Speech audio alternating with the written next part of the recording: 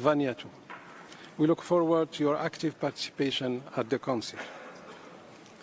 Distinguished colleagues, allow me to address a few organizational and procedural matters. During the organizational meeting of 3rd of June, we discussed the draft program of work of the 56th session, which can be found on the Council website and the extranet. The program of work is a living document, and I encourage everyone to regularly check the SHED website or application for the latest updates. The session will take place over 4 weeks. Let me remind you that working hours of the Council have been adjusted on 20th of June, with the morning meeting beginning at 9 a.m. and concluding at 12 noon. This is to accommodate the high-level information presidential discussion on the link between climate change, food security and health security, and their impact on the enjoyment of human rights. Let me thank you in advance for your cooperation in respecting the speaking time limits, as usual, in order to complete our work on time. At this point, we expect to finish the session without having to hold any lunchtime meetings. I now propose that the Council approve the draft program of work with the understanding that it is a living document. I see Cuba wishing to have the floor. You have the floor, Cuba.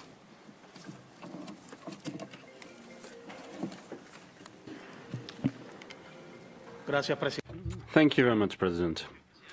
President, first and foremost, I'd like to extend a very warm welcome from my side to the High Commissioner.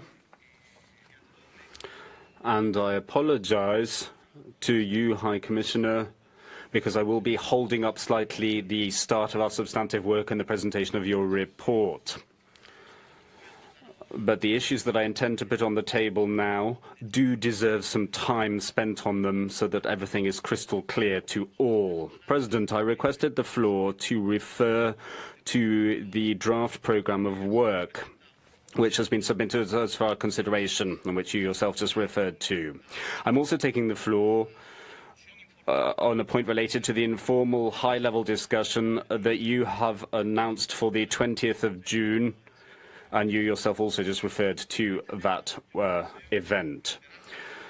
And so I would like to flag our concern in light of the modifications that have been made to the draft program of work, proposing that the morning session on the 20th of June begin at 9, run from 9 till 12, instead of from 10 to 1.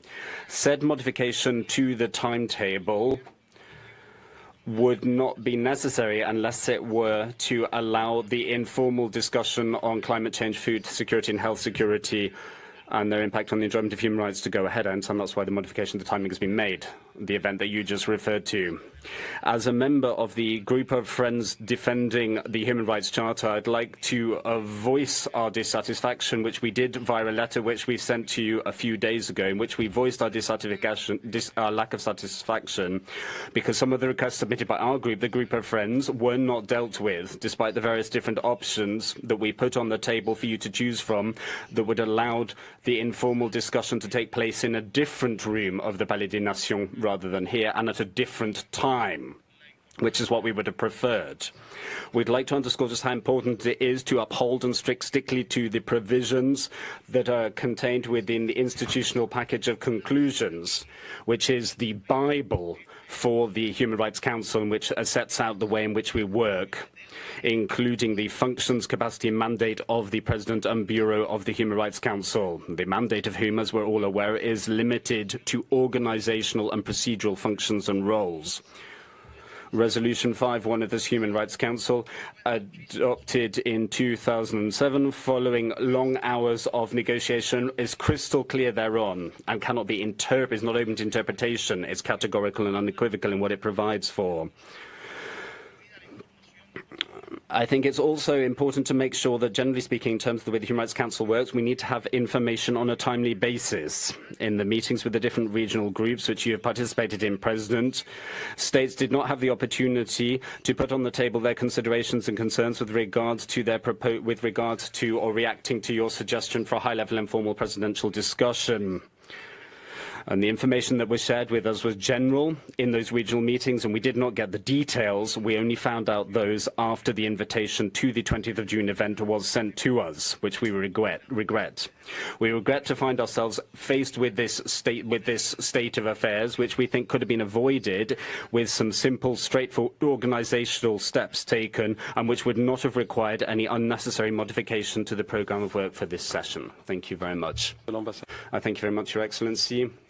I see that Eritrea is also requesting the floor. Eritrea, you have the floor.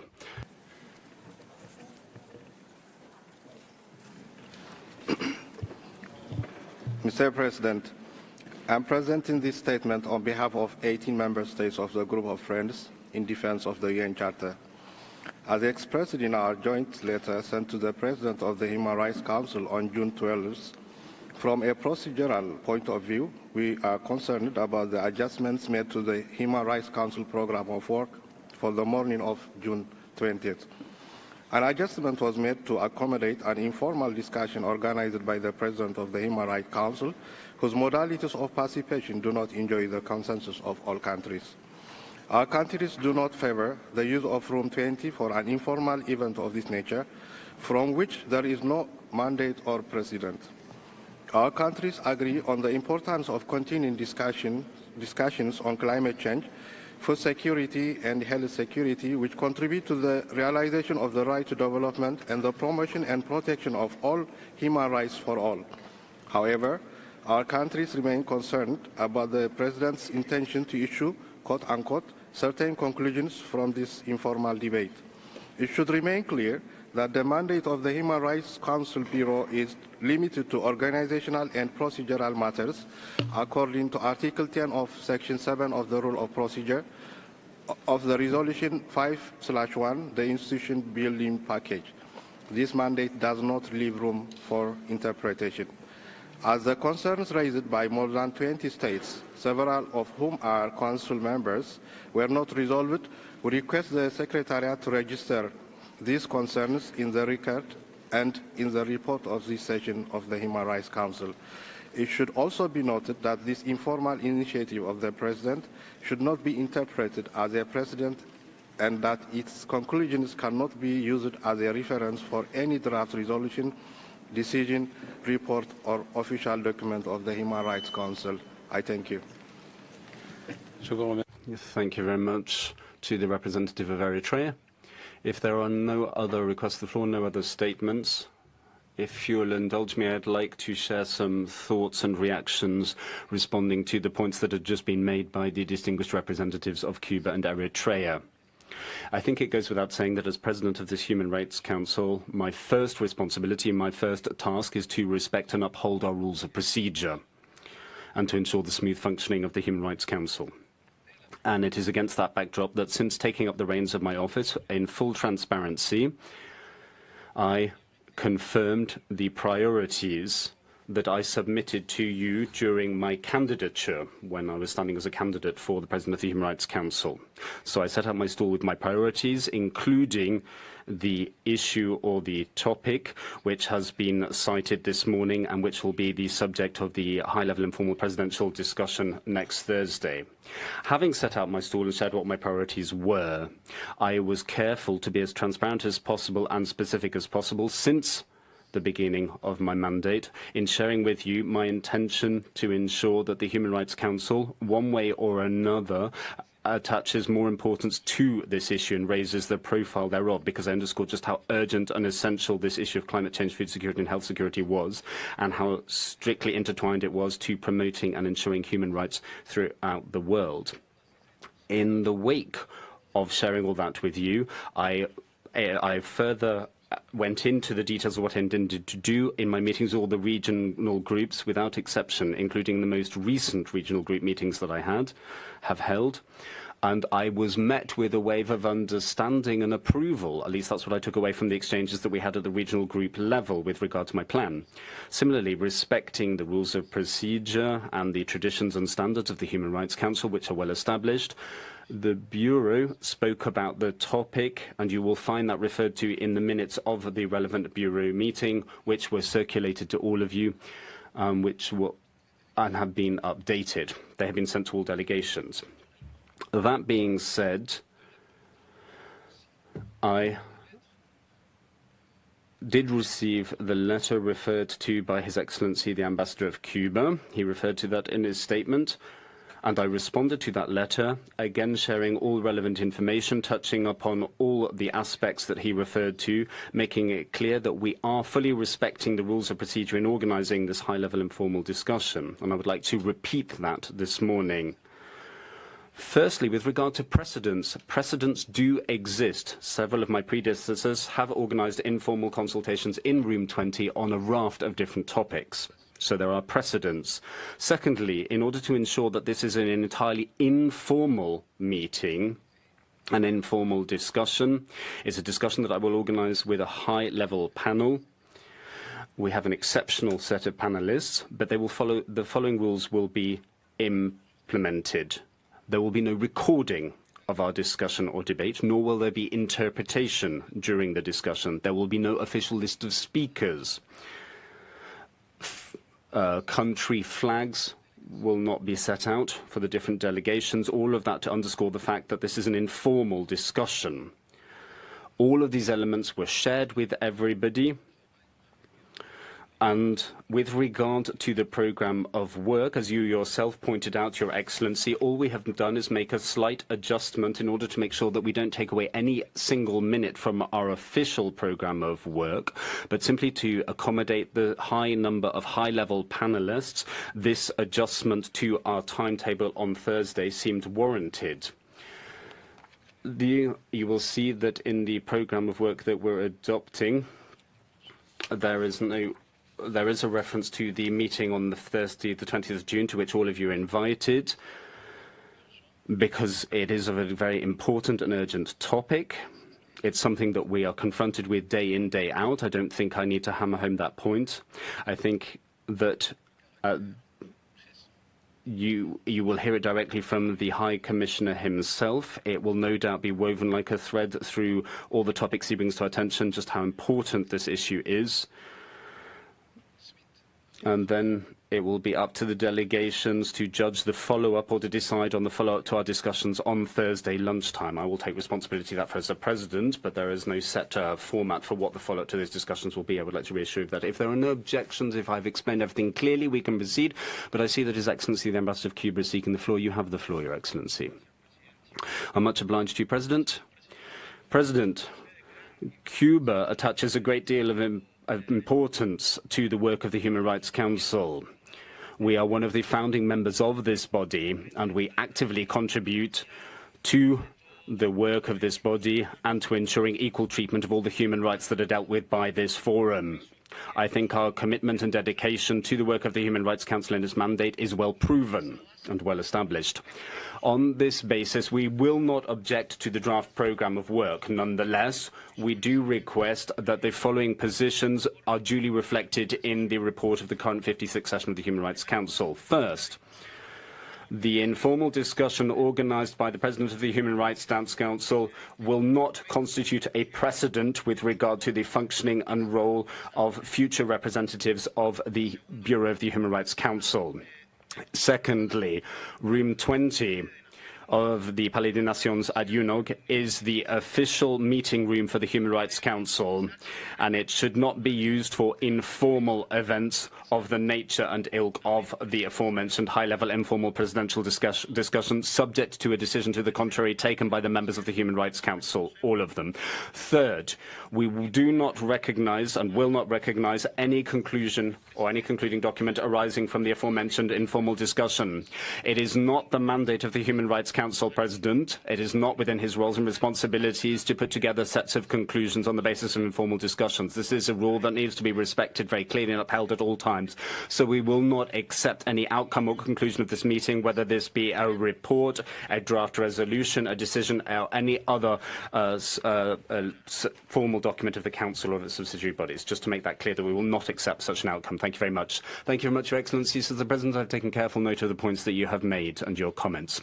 If no other delegation wishes to take the floor on this particular topic, I will now share with you the draft programme of work for approval. It is so approved. Online for inscription on the list of speakers for all interactive dialogues and panel discussions opened on Monday, 10th of June and closes 24 hours before the meeting in which the respective dialogue or discussion is scheduled to begin. Once the online inscription has closed, delegations may still inscribe or withdraw by sending an email to the list of speaker desk. The list of speakers will close approximately 15 minutes after the beginning of each debate. The online system for inscription on the list of speakers for the adoptions of UPR outcomes will open next Monday, 24th of June at 9 a.m. and close on Thursday, 27th of June at 6 p.m. No inscription will be possible after the deadline. Please take note. For national human rights institutions and non-governmental organizations, the list of speakers for all debates opened last Friday, 14th of June. May I request that all participants upload the Word version of their oral statements through the online system for the list of speakers. If this is not possible, please send them by email to Conference Services and the Council Secretariat. The Secretariat has just informed me this morning that only half of delegations have managed to do so, so please take care about that. Excellencies, distinguished colleagues, allow me to recall that the deadline for the submission of draft proposals for the 56th session is Tuesday, 2nd of July at 1 p.m. The submission of a proposal after this deadline needs prior approval by the Council before it is registered by the Secretariat. Only under exceptional circumstances would an extension of the deadline for the submission of draft proposal be approved by the Council, and for a maximum of 24 hours. I encourage then sponsors to table draft proposal as early as possible. Let me also underline that in accordance with Resolution 5/1, delegations are invited to conduct open-ended and formal consultation to secure the broadest possible support for the initiatives. The broadest possible support. At least one open-ended and formal consultation should be held on each draft resolution, and 5/1, delegations are invited to conduct open-ended and formal consultation to secure the broadest possible support for the initiatives. The broadest possible support. At least one open-ended and formal consultation should be held on each draft resolution and or decision before it is considered for adoption by the Council. In the interest of ensuring the effective participation of all stakeholders in the work of the Human Rights Council, I encourage main sponsors of draft proposals to share draft texts with civil society organizations and other observers that follow informal consultations. Excellencies, as a constructive, safe and respectful atmosphere is essential for the Council sessions. However, the Council's mandate holders are sometimes subjected to personal attacks or threats in the course of their work. Let me reiterate that disagreement with mandate holders and their reports can always be expressed, but it is unacceptable that they are insulted or personally attacked or threatened when discharging their mandate. As President, I will support them against any inappropriate attack. Similarly, the active participation of representatives of civil society and national human rights institutions is an essential component of the Human Rights Council. As President, I will follow up on all reported allegations or reprisals and intimidation committed against individuals or groups who have cooperated with the Council and its mechanism. I call everyone then to take all necessary steps to prevent such acts from taking place in the first place and to ensure that they are promptly and seriously addressed in case they do occur. Excellencies, distinguished colleagues, let me also emphasize that the United Nations, including this Council, has a zero tolerance for any form of harassment, including sexual harassment. The UNIC Director General has pledged to implement the Code of Conduct to prevent harassment, including sexual harassment, at UN system events. And Her Excellency Mrs. Mayra MacDonald Alvarez is serving this Council as gender focal point, including for cases of sexual and gender harassment in the Council. Please do note also that I have launched together with the PGA last February here this initiative of training against sexual harassment through online. Please do consider to participate to it to show our will to go this way, to fight against sexual harassment by all our means. Finally, all complaints will be dealt with, of course, promptly. With regard to the accessibility of our work, last Friday I announced the appointment of Her Excellency Mrs. Marcela Maria Arias Moncada, the Ambassador of Honduras, Permanent Representative, as Vice President of the Council, as Chair also of the Task Force on Accessibility following the departure of His Excellency Marcelo Scapini Ricciardi. There is also, of course, a focal point for accessibility within the Secretariat. Delegations are requested to upload their oral statement in Word format so that they are accessible to persons with disabilities. Speeches in PDF or other non-accessible formats will not be posted on the extranet. Let me also invite delegation to consider including language mandating accessibility in panel discussions when drafting relevant resolutions. This is the only way to ensure live captioning and sign language interpretation will be provided. I will then stop here with the organizational matters. Excellencies, distinguished delegate, I now declare open agenda item 2, entitled Annual Report of the United Nations High Commissioner for Human Rights and Reports of the Office of the High Commissioner and the Secretary General. This agenda item will remain open throughout the session.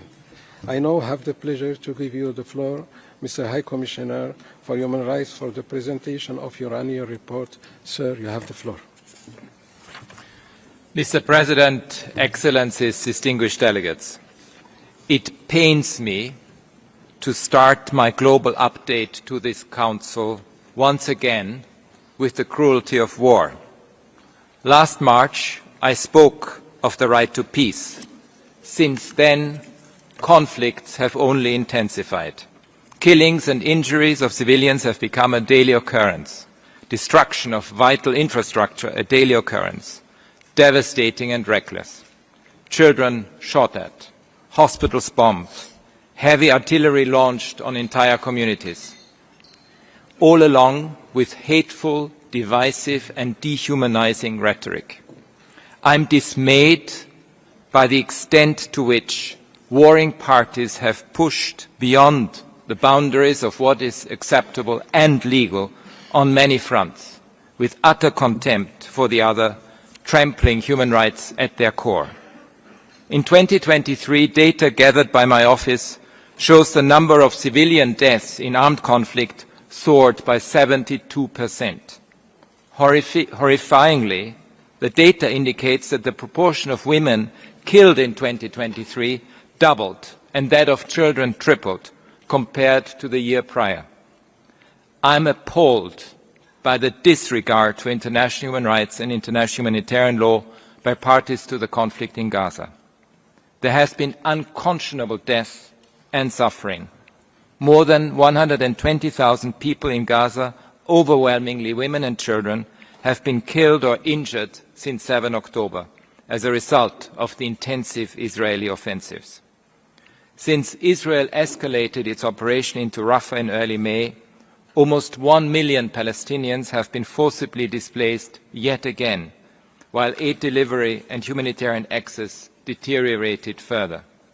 The situation in the West Bank, including East Jerusalem, is dramatically deteriorating. As of 15th of June, 528 Palestinians, 133 of them children, had been killed by Israeli security forces and or settlers since October, in many cases raising serious concerns of unlawful killings. In the same period, 23 Israelis have been killed in the West Bank and Israel in clashes with or attacks by Palestinians, including 8 members of the Israeli security forces. Israel's relentless strikes in Gaza are causing immense suffering and widespread destruction. The arbitrary denial and obstruction of humanitarian aid have continued, and Israel continues to detain arbitrarily thousands of Palestinians. This must end. Palestinian armed groups continue to hold many hostages, and in some cases in densely populated areas, putting them and Palestinian civilians at further risk. These hostages must be released. The patterns we have documented raise serious concerns about the commission of war crimes and other atrocity crimes. I call for the binding decisions of the Security Council and of the International Court of Justice to be respected. The occupation must end, accountability must be served, and the internationally agreed two-state solution must become a reality. I'm extremely worried about the escalating situation between Lebanon and Israel. Already 401 people have reportedly been killed in Lebanon, including paramedics and journalists. Over 90,000 people have been displaced in Lebanon, and over 60,000 have been displaced in Israel, with 25 Israeli fatalities. Thousands of buildings have been destroyed. I reiterate my call for a cessation of hostilities and for actors with influence to take all possible measures to avert a full-scale war. The situation in Ukraine continues to deteriorate. The recent ground offensive by Russian armed forces into Ukraine's Kharkiv region has destroyed entire communities. Residents, many of them older people, hid in basements without electricity, water, or adequate food, as the area came under intense attacks by explosive weapons with wide area effects. Repeated waves of large-scale attacks on energy infrastructure have destroyed 68% of Ukraine's electricity production capacity, bringing the system to a dangerous tipping point, especially ahead of winter. I will provide a dedicated update on this on 9th of July. Mr. President, Sudan is being destroyed in front of our eyes by two warring parties and affiliated groups. They have stoked interethnic tensions, denied humanitarian assistance, arrested human rights defenders, and flagrantly cast aside the rights of their own people. I put both generals on notice for their own responsibility in the commission of possible war crimes and other atrocity crimes, including through sexual violence and ethnically motivated attacks. They are ultimately responsible for the impact of their actions on civilians, including massive displacement, impending famine, and an intensifying humanitarian disaster. It is vital that ongoing mediation efforts, including by the African Union, bring this conflict to an end. Existing civilian initiatives to influence a future transition also need support. These processes must be inclusive to address the causes of this conflict that are rooted in discrimination and exclusion. During my mission to the Democratic Republic of Congo in April, I felt the immense suffering of civilians in the East, including those living in camps for internally displaced people, with continued attacks by armed groups, including the M23, the Allied Democratic Forces, Codeco, and others. Violence must end. Efforts of the government and regional and international actors must focus on bringing about peace, security, and trust. Hate speech and messages targeting people based on their ethnicity must stop, and the perpetrators brought to justice. Accountability is key, and the private sector, including businesses that extract resources, must also assume their responsibilities. While there is a decrease in intensity of hostilities in the Syrian Arab Republic compared to past years, there is no apparent end in sight to the conflict. With ongoing killings of civilians, destruction of civilian objects, sexual and gender-based violence, and arbitrary arrests and intimidation of peaceful protesters. Deaths in custody, particularly in areas under the control of pro-government forces, persist. Syrian returnees continue to face risks such as arbitrary arrest and detention and extortion, both in areas under the control of pro-government forces and in areas controlled by non-state armed groups. In countries that have undergone constitutional changes of power, including Burkina Faso, which I visited this year, Mali and Niger, We see transitions becoming longer and longer without meaningful national dialogue processes and with increasing restrictions on civic space to quash dissent. Moving forward with these transition processes can only be achieved through inclusivity. And in the case of Niger, it also means finding a solution that respects the rights of President Bazoum and his family. Civilians bear the brunt in the fight against non-state armed groups. A militarized approach alone will not yield sustainable results. The social contract between the transitional authorities and people must be restored urgently.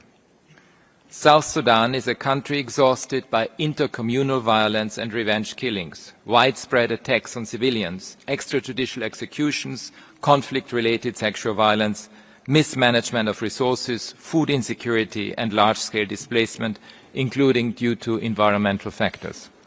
All these challenges are exacerbated in a fragile pre-electoral context. I urge the government to prioritize accountability, address localized violence, enhance the protection of civilians, investigate all alleged violations, and bring perpetrators to justice. Haiti is the quintessential example of the spiraling interconnection between entrenched inequalities and violence. Decades of exclusion, poor governance, corruption, and trafficking in weapons have contributed to endemic gang violence and the dramatic situation we are facing today. Health centers, schools, state institutions, and strategic infrastructure have been targeted by gang members. I call for the urgent deployment of the multinational security support mission in Haiti, with human rights safeguards included, to support the national police and bring security to the people of Haiti. I will not speak about the situation in Myanmar, since I will address it in greater detail after this session. Mr. President, we urgently need to find our way back to peace in line with the UN Charter and international law.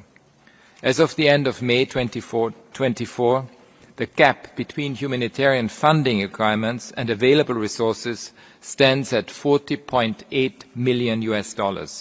Appeals are funded at an average of 16.1% only. Contrast this with the almost $2.5 trillion in global military expenditure in 2023, a 6.8% increase in real terms from 2022. This was the steepest year-on-year increase since 2009. In addition to inflicting unbearable human suffering, war comes with a hefty price tag. Mr. President, the far-reaching impact of war and conflict on the environment is also undeniable. Burning of land, chemical contamination of air, water and soil, destruction of civilian infrastructure, even the risk of nuclear catastrophe. This comes on top of some of the biggest challenges humanity faces today: climate change, biodiversity loss and pollution. And with every passing day, humanity's window of opportunity closes. La Niña and El Niño have inflicted severe damage on many countries, including in Latin America and the Caribbean. 61 million people in southern Africa are affected by El Niño-induced drought and extreme weather worsened by climate change. Malawi, Zambia and Zimbabwe have declared a state of disaster, with more countries likely to follow. I echo the humanitarian community's warnings of a looming crisis in the face of imminent harvest failures. Like most crises, the climate emergency disproportionately affects the world's poor and most marginalized. Countries and communities who have contributed the least to creating it suffer its effects the most, notably in small island developing states, least developed countries, and landlocked developing countries. Climate disasters often collide with pre-existing challenges such as food insecurity and structural discrimination, together with limited resources due to unsustainable levels of debt, lack of fiscal space for public spending, and barriers to access concessional financing. The adverse effects of climate change are already having massive impacts on the enjoyment of human rights. We must be prepared by integrating human rights into environmental analysis and modeling, we can anticipate the types of issues that will arise, inform decision-making, and minimize the worst impacts. Seeking accountability for environmental harm, including through the appropriate use of criminal law, will help make the right to a clean, healthy and sustainable environment a reality on the ground. Mr. President, we talk about human rights as the best tool for early warning and prevention. But what does this mean? It means we must take the drivers and root causes of tensions, violence and conflict seriously. Entrenched inequalities, lack of access to basic rights, food, water, housing, education, decent work, a clean, healthy and sustainable environment, systemic discrimination, deficient governance and the quashing of dissenting voices. Globally, inequality has seen the largest increase in 3 decades as poorer countries took a bigger economic hit from the COVID-19 pandemic compared to richer countries. According to Oxfam, the wealth of the world's 5 richest billionaires has more than doubled since the start of this decade, while 60% of humanity has grown poorer. 4.8 million people are poorer than they were in 2019. And the wealth gap between men and women globally, $100 trillion. We are a far cry from the 2030 agenda's promise to reach those furthest behind first. Almost half of humanity, some 3.3 billion people, live in countries where governments spend more on servicing their debts than investing in health and education systems for their people. While Sri Lanka's macroeconomic situation has improved, the impacts of the economic crisis, together with associated austerity measures, are affecting the poorest and already marginalized groups the most. Between 21 and 23, the poverty rate doubled from 13.1 to 25.9% and is expected to remain at such levels over the next few years. During my recent visit to the Lao People's Democratic Republic, I heard about the drastic impact debt servicing is having on public spending on social services, including social infrastructure, social protection programs, health and education.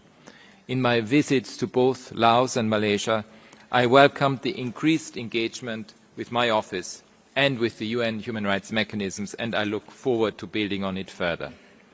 In Argentina, recent proposed and adopted measures risk undermining human rights protection.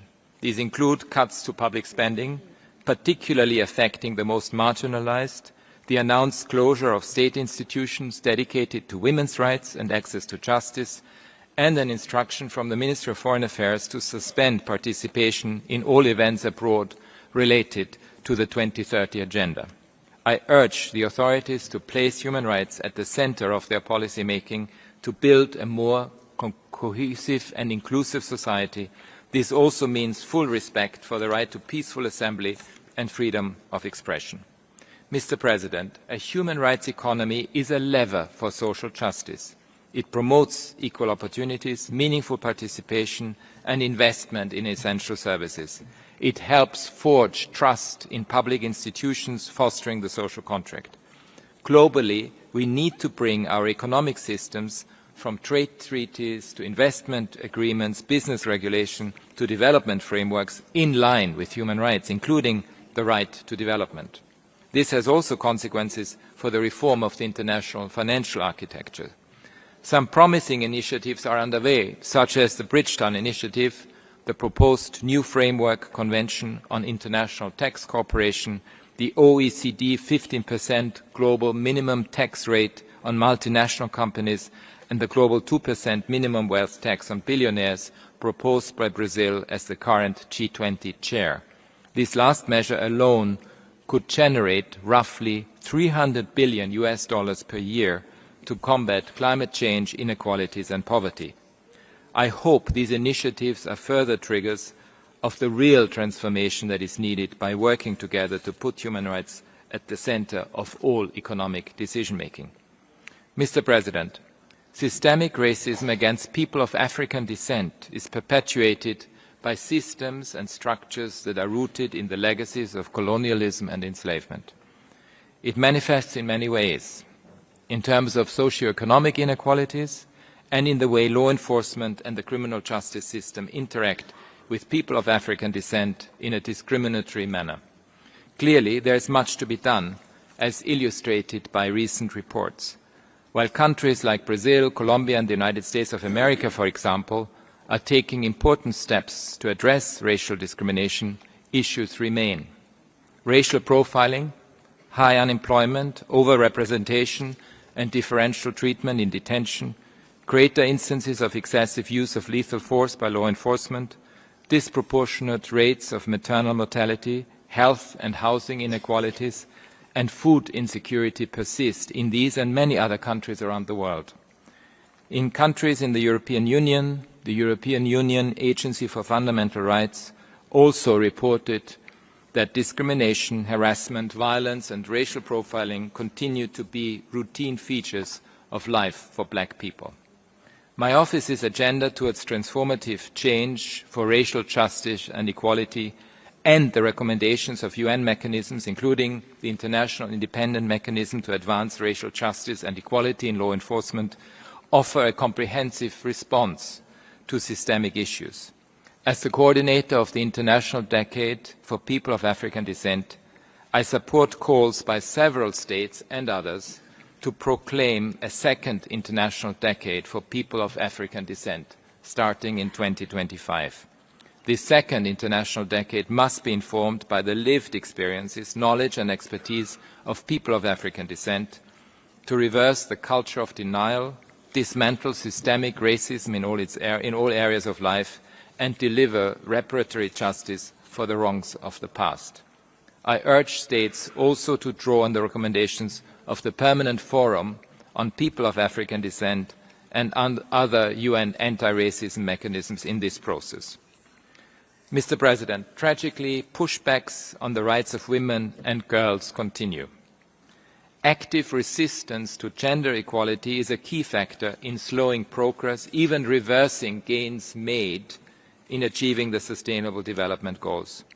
By 2030, women are forecasted to represent the majority of the extreme poor among those aged 15 and above, an increasing gender poverty gap. I deplore the ongoing systemic persecution of women and girls in Afghanistan, particularly regarding their rights to education, employment and freedom of movement. More broadly, human rights defenders and media workers continue to be arbitrarily arrested and detained for expressing opinions perceived as critical of the de facto authorities. The use of corporal punishment, including mass floggings, persists in violation of international law. Attacks by armed groups against civilians, particularly targeting the Hazara community, continue. In the Islamic Republic of Iran, we continue to receive reports of violent crackdowns, including widespread arrests against women and girls for not wearing the hijab as instructed, as new measures to enforce the hijab law are implemented. The draft bill supporting the family by promoting the culture of chastity and hijab threatens to impose additional restrictive and punitive measures on women and girls. More generally, ahead of the presidential elections, I urge respect for the rights of freedom of expression and assembly and protection of journalists. I also reiterate my call for an immediate moratorium on the death penalty, given the reported spike in executions since the beginning of the year. While I have mentioned only some more salient examples, and there are more, let me be clear. No country is immune from regression in women's rights. Everyone must be vigilant and steadfast in countering this pushback, and with the same determination, challenge harmful narratives, embrace inclusivity, and respect the rights and dignity of everyone everywhere. I once again warn of the dangers of anti-Semitism, anti-Muslim bigotry, as well as divisive rhetoric and disinformation that cast migrants and refugees as the scapegoats for wider challenges in society, including socio-economic issues. This has become particularly fashionable among populists and far-right extremists in election campaigns in Europe, North America, and elsewhere. And a lot more work needs to be done to stem ongoing discrimination and exclusion on the basis of sexual orientation and gender identity. Any form of hate speech is unacceptable, dangerous for social cohesion, and a harbinger of worse to come. Mr. President, attacks continue against human rights defenders, journalists, and others who seek to shed light on violations and abuses, as do restrictions on civic space. We must do better for their protection. According to data from UNESCO, 72 journalists and media workers were killed in 2023, in large part in conflict situations. Data compiled by my office shows that at least 42 indigenous human rights defenders were killed in 2023 in 11 countries, most of them for defending the environment, their lands, territories and resources. This is almost certainly underreported. In Guatemala, I welcome the government's efforts to establish new mechanisms to strengthen protection of human rights defenders, journalists, indigenous leaders and justice officials as they continue to be under attack for having defended human rights, denounced corruption, and called for accountability. In Yemen, however, I am deeply worried about the well-being of 13 UN national staff who, along with dozens of staff from national and international NGOs and civil society, have been arbitrarily detained by the de facto authorities since the 6th of June. 6 of them, including one woman, are my national staff and have not had contact with their families, nor has the United Nations been able to access them.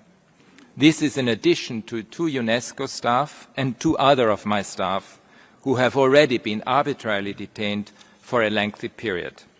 The de facto authorities must immediately and unconditionally release them, and harassment of their families must stop. I call on all states with influence to take urgent action to end this situation. The situation in Belarus continues to be very troubling. My office continues to receive reports of restrictions on freedom of assembly, association and expression, and persistent impunity. Over 1,300 people remain imprisoned on politically motivated and vague charges. I urge the authorities in Azerbaijan to review, in line with international human rights law, all cases of journalists, activists and other individuals arbitrarily deprived of their liberty, and to ensure their protection against ill treatment. All individuals arbitrarily detained must be immediately released. A worrying trend in terms of civic space is the consideration or adoption of so-called transparency of foreign influence laws in over 50 countries, including in the Republika Srpska entity of Bosnia and Herzegovina, Georgia, India, Kyrgyzstan, the Russian Federation, Slovakia and Turkey. These laws risk having serious chilling effects on the work of civil society, freedom of expression and of association.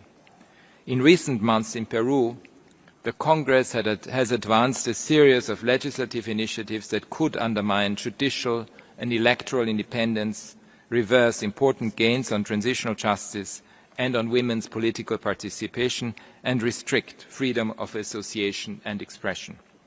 In Mexico, I call on the authorities to ensure accountability for the violence and killings that occurred during the electoral period, including of politicians. I have continued to engage with China on a range of human rights issues, including the serious concerns my office identified in the Xinjiang region. My office recently visited Beijing to discuss, among other things, problematic provisions in China's counterterrorism and criminal laws, as well as the application of national security laws in Hong Kong SCR. My office continues to raise individual cases of concern, and I deplore the heavy sentences given last week to a women's rights activist and to a labor rights activist for exercising their fundamental human rights. I urge the authorities to release all those arbitrarily detained, ensure access to information by family members, and embark on legal reform. I acknowledge the dialogue of the authorities with my office and hope this will contribute to concrete improvements in all human rights. In the Southeast Asia region, there is a pattern emerging of transnational repression, whereby human rights defenders seeking refuge in neighboring countries have been subject to rendition and refoulement or disappeared and even killed. There are indications this trend may be becoming a global one, and so I urge all states to have zero tolerance for such actions and to ensure full accountability of their security forces. Mr. President, I would also like to share with you some developments on which to build further and which can give us hope. First, last year's commemoration of the 75th anniversary of the Universal Declaration of Human Rights demonstrated the strength of our commitment to the universality and indivisibility of human rights. Almost 800 pledges were made to advance economic, social and cultural rights, the right to development, the right to a clean, healthy and sustainable environment, and civil and political rights. Many have already been acted upon. For instance, 29 treaty ratifications were made by 20 states, with Kazakhstan, South Africa and Thailand having fulfilled their human rights 75 ratification pledges. More generally, I welcome recent ratifications of human rights treaties by Bhutan, Cote d'Ivoire, the Republic of Congo, South Sudan and Tuvalu. Morocco, Paraguay and Portugal led the launch of the International Network of National Mechanisms for Implementation, Reporting and Follow-up in May, which was their joint Human Rights 75 pledge. A number of countries advanced new bills or reformed their comprehensive anti-discrimination laws in line with their Human Rights 75 pledges. Adoption of legislation against gender-based violence in Dominica and St. Lucia is also welcome. Second, we continue to see a significant mobilization of people around the world demanding change to uphold human rights, equality and justice, nationally, regionally and globally. This includes many young people. It includes people taking extensive personal risk and who are up against numerous barriers. Human rights provide the solid ground on which such movements can stand. Third, the international and regional human rights systems, despite significant constraints, continue to deliver for people. Human rights treaty bodies have been groundbreaking on many issues, notably on the environment of late. Their work is bolstered by that of regional and international courts and tribunals, such as the recent ruling by the European Court of Human Rights that states have justiciable, positive human rights obligations to protect against the growing risks of climate change. The International Tribunal on the Law of the Sea's advisory opinion on climate change is another example. It found that anthropogenic greenhouse gas emissions constitute marine pollution and that states have a binding obligation under international law to limit temperature rise to no more than 1.5 degrees centigrade. A March 2024 ruling by the Inter-American Court of Human Rights held a state responsible for violating the right to a healthy environment and not protecting against business-related harms to the environment. Such courts have also referenced the contributions of special procedure mandate holders, demonstrating the relevance of the system. There are also pending requests for advisory opinions related to climate change before the ICJ and the Inter-American Court of Human Rights. These efforts give momentum, demonstrating that the various pieces of the regional and global system reinforce each other, and with that, change is possible. The reforms in law and practice that flow from the work of these mechanisms may not always make the headlines, but they are crucial to laying out the way forward. Fourth, I welcome the increasing commitment of numerous countries to advancing the human rights agenda. Those countries who, despite geopolitical headwinds, have reached out to my office requesting technical support. For example, I recognize the openness of Ecuador to strengthening my office's presence there, and that of Honduras to working with my office to address systemic challenges ranging from transitional justice initiatives to land and environmental protection. I also appreciate the commitment to establish UN Human Rights Regional Office for the Caribbean Community and a country office in Mozambique. Mr. President, in closing, I need to flag one overarching concern. We are seeing increasingly aggressive verbal attacks, threats and reprisals, and virulent social media campaigns against international institutions and mechanisms, including the United Nations generally, my office, special procedures mandate holders, the International Court of Justice and the International Criminal Court. This is unacceptable. These institutions were set up and mandated by states precisely to undertake their crucial work. States must facilitate this work and protect it from undue interference and attack. I would like each of us to think hard about how to ensure that the achievements of the multilateral system are not undermined and that we are able to do our job. States gathered in this very room last December, fully cognizant of the many challenges, recognized that human rights are a pathway for solutions. With focus now on the Pact for the Future, I urge all states to ensure that our common commitment to human rights is reflected powerfully and concretely in the summit's outcomes. A strong and effective human rights system is key to effective multilateral cooperation and to building a better future for people and planet. My office is ready to play its part. Thank you. Merci beaucoup, Monsieur le Président. أشكركم سيد المفوض السامي على تقديم هذا التقرير الهام، تقريركم السنوي أمام مجلسنا في هذا اليوم. أريد أن أذكر أن الحوار التفاعلي حول تقرير سيد المفوض السامي السنوي سينطلق غدا بعد الظهر. أصحاب السعادة هي الحضور الكريم.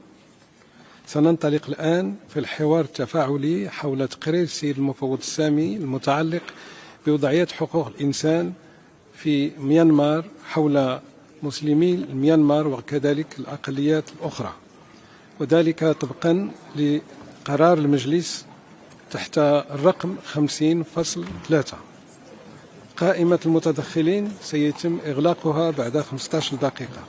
والآن أعطي الكلمة للسيد المفوض السامي لتقديم هذا التقرير. سيد المفوض السامي لكم الكلمة، وأرجو منكم من فضلكم أن على الحضور أن يحافظ على هدنة هذه القاعة كي نتابع أشغالنا في الظروف اللائقة. وشكرا. سيد المفوض السامي لكم الكلمة.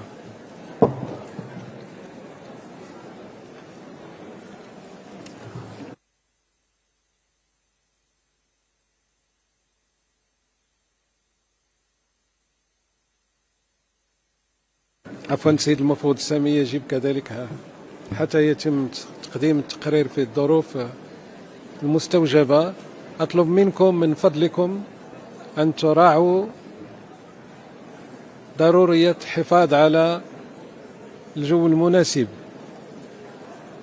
سأعطي ربما 20-30 ثانية الذين يريدون مغادرة القاعة كي نتابع أشغالنا.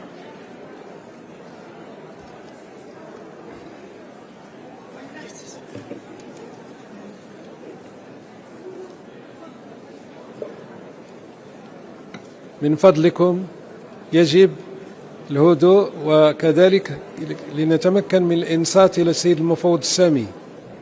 وشكرا مجددا. لكم الكلمة السيد المفوض السامي.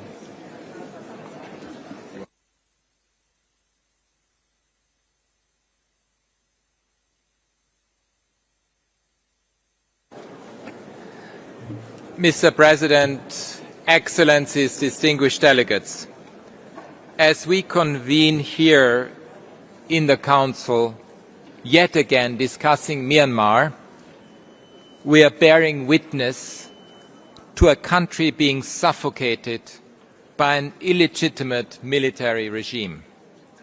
Myanmar is in agonizing pain, and the disintegration of human rights continues at breakneck speed. This is a crisis emblematic of a decades-long legacy of military domination, the stifling of dissent and division. And right now, these very same dynamics are playing out in a terrifying form with the Rohingya and Rakhine communities. We are hearing stories of horrific war tactics such as beheadings, midnight drone attacks, the burning of homes as people sleep, people being shot at as they flee for their lives. The military has lost control over a considerable amount of territory, so it is resorting to increasingly extreme measures: forced conscription, indiscriminate bombardment of towns and villages, brutal atrocity crimes. Mr. President, I have just returned from a visit to Southeast Asia. I had the opportunity to hear from Myanmar civil society on the spiralling regional impacts of the crisis and the urgent need for leadership and influence to halt this catastrophe. The Myanmar military continues to gain access to foreign currency and weapons it needs to sustain its campaign of terror, while international financial support for the people of Myanmar is meagre at best. But I also witnessed a profound sense of hope. In my discussions with Myanmar civil society, human rights defenders and refugee communities, it was clear to see there is a new generation of young people from all ethnic communities leading the struggle to create an inclusive vision for the future of Myanmar. In Malaysia, I met with representatives of almost all ethnic communities together. A few years ago, it would have been unthinkable to meet with Rohingya and other ethnic communities around one table. I was moved by their solidarity and shared hopes. In Thailand, representatives of Myanmar civil society and human rights defenders from different communities and backgrounds were also united by a common sense of purpose. Their rejection of the military's seizure of power and violence, their demand for accountability, their desire for a better future. These young people have strong expectations of the international community. They seek for the extent of Myanmar's suffering to be genuinely acknowledged and given the attention it deserves. They hope that funding will be made available to those on the ground to deliver humanitarian assistance and services directly to communities throughout the country. They have risked their lives and livelihoods to help communities in need and resist the repression by the military. And with them, a future is possible. Mr. President, we are witnessing a people's revolution against decades of oppression and violence. In some areas outside the military's control, new local governance structures have emerged, supported by ethnic armed groups and activists alike. They are providing food, shelter, education and healthcare for hundreds of thousands who are otherwise receiving little to no humanitarian support. And they are delivering critically needed protection service in the complete absence of a functioning public system. The Karenni Interim Executive Council in Kaya State, for example, has created a local governance system where 7 members have been elected by the people to respond to the community's needs. I call on all anti-military armed groups to ensure the protection of civilians, defectors and surrendees at all times. Mr. President, the people of Myanmar must be spared more despair, more suffering, more fear. Armed conflicts continue to rage brutally across the country, taking an increasingly grim toll on the lives of civilians. My office is investigating several reported attacks against civilians in Rakhine State and Sagaing over recent days, with large numbers of civilians allegedly killed in airstrikes, naval artillery barrages and shootings. I am very concerned about the situation in Mongdo. The Arakan army this weekend gave all remaining residents, including a large Rohingya population, a warning to evacuate. But Rohingya have no options. There is nowhere to flee. Following a similar pattern in Putidong, where Rohingya were ordered to flee and then the town burned, I fear we are yet again about to bear witness to displacement, destruction and abuses. The military also reportedly ordered evacuation of ethnic Rakhine villages around Sitwe, where they have been conducting mass arrests in recent days. In another instance, the village of Byongpyu was reportedly emptied of its several hundred residents as the military tried to identify men of fighting age who sympathized with their armed opponent, the Arakan army. Men were separated from women. Dozens of men were allegedly tortured, shot and killed. Multiple reports allege that at least 5 women were also raped and killed in the incident. Their village was burned. Hundreds of men taken away are now missing. In a cynical move, the military has pressured and threatened young Rohingya men to join their ranks. Some reports have indicated thousands of Rohingya youth have been conscripted into the very same forces that displaced hundreds of thousands of their community in 2016 and 2017. In response, the Arakan army has exhorted Rohingya to fight with them against the military. They have targeted their communities by forcibly displacing residents. On multiple occasions, they have detained or killed men of fighting age who they suspected of taking up arms against them.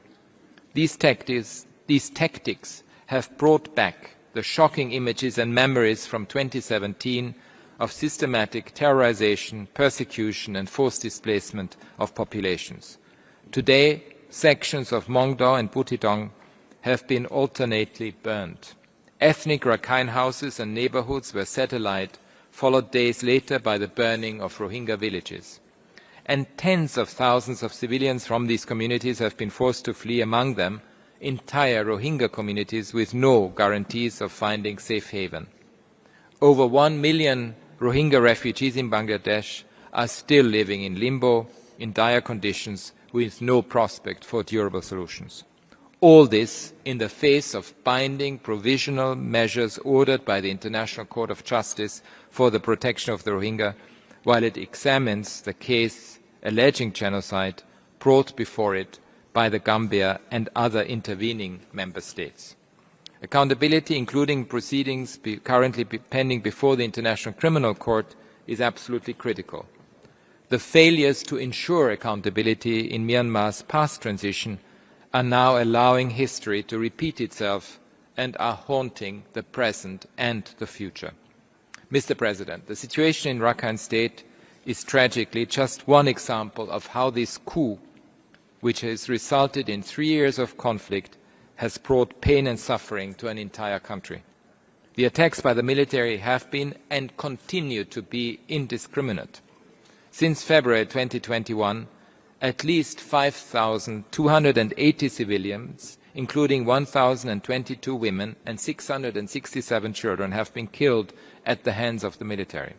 At least 26,865 individuals have been arrested and 20,592 remain in detention. There are now 3 million internally displaced by these conflicts, the vast majority still without proper shelter, without access to food or water, without essential medicines and healthcare, and so many more of the cruel consequences of the military's continued denial of humanitarian access remain invisible and underreported. It is clear the violence must end, the attacks against civilians must end, the forced conscription must end, and the denial of humanitarian assistance must end. I urge all parties to prevent the recurrence of the atrocity crimes committed against the Rohingya in 2016 and 2017. I also call on countries in the region to ensure international protection and provision of adequate shelter, support and long-term access to essential services to people fleeing the violence and persecution. Special provisions must be made for human rights defenders who are particularly exposed and often face transnational threats and refoulement. Nobody should be forcibly returned to Myanmar at this time. We need an urgent rethink of how we can respond collectively to this unmitigated crisis. I had the opportunity to discuss with the leadership of the Lao People's Democratic Republic and Malaysia as the current and future ASEAN chair, as well as with Thailand as a near neighbour. It is time to go beyond the ASEAN 5-point consensus that has failed to stem the violence or restore democracy. ASEAN's efforts must be re-energized and backed by a consortium of influential states to develop a new roadmap that can restore the destiny of Myanmar to its people.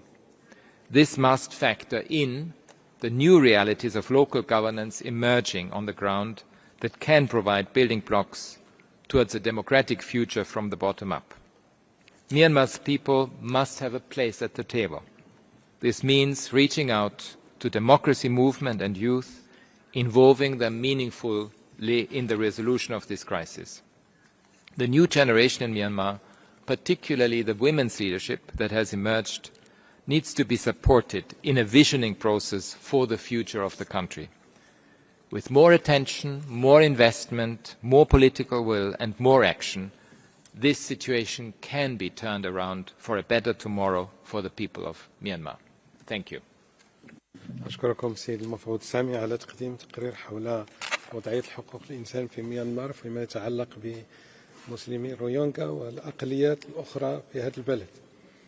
إذن سننطلق الآن في التفاعل مع تقرير سيد المفوض سامي، علما أن الوقت المخول لجميع الوفود وهو 1 دقيقة و30 ثانية، وبعد ذلك أعطي الكلمة لأستراليا، الوفد الأسترالي الذي سيتدخل باسم مجموعة من الدول. أستراليا لكم الكلمة.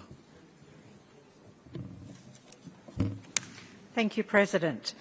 Australia is pleased to deliver this statement on behalf of Canada, Australia and New Zealand.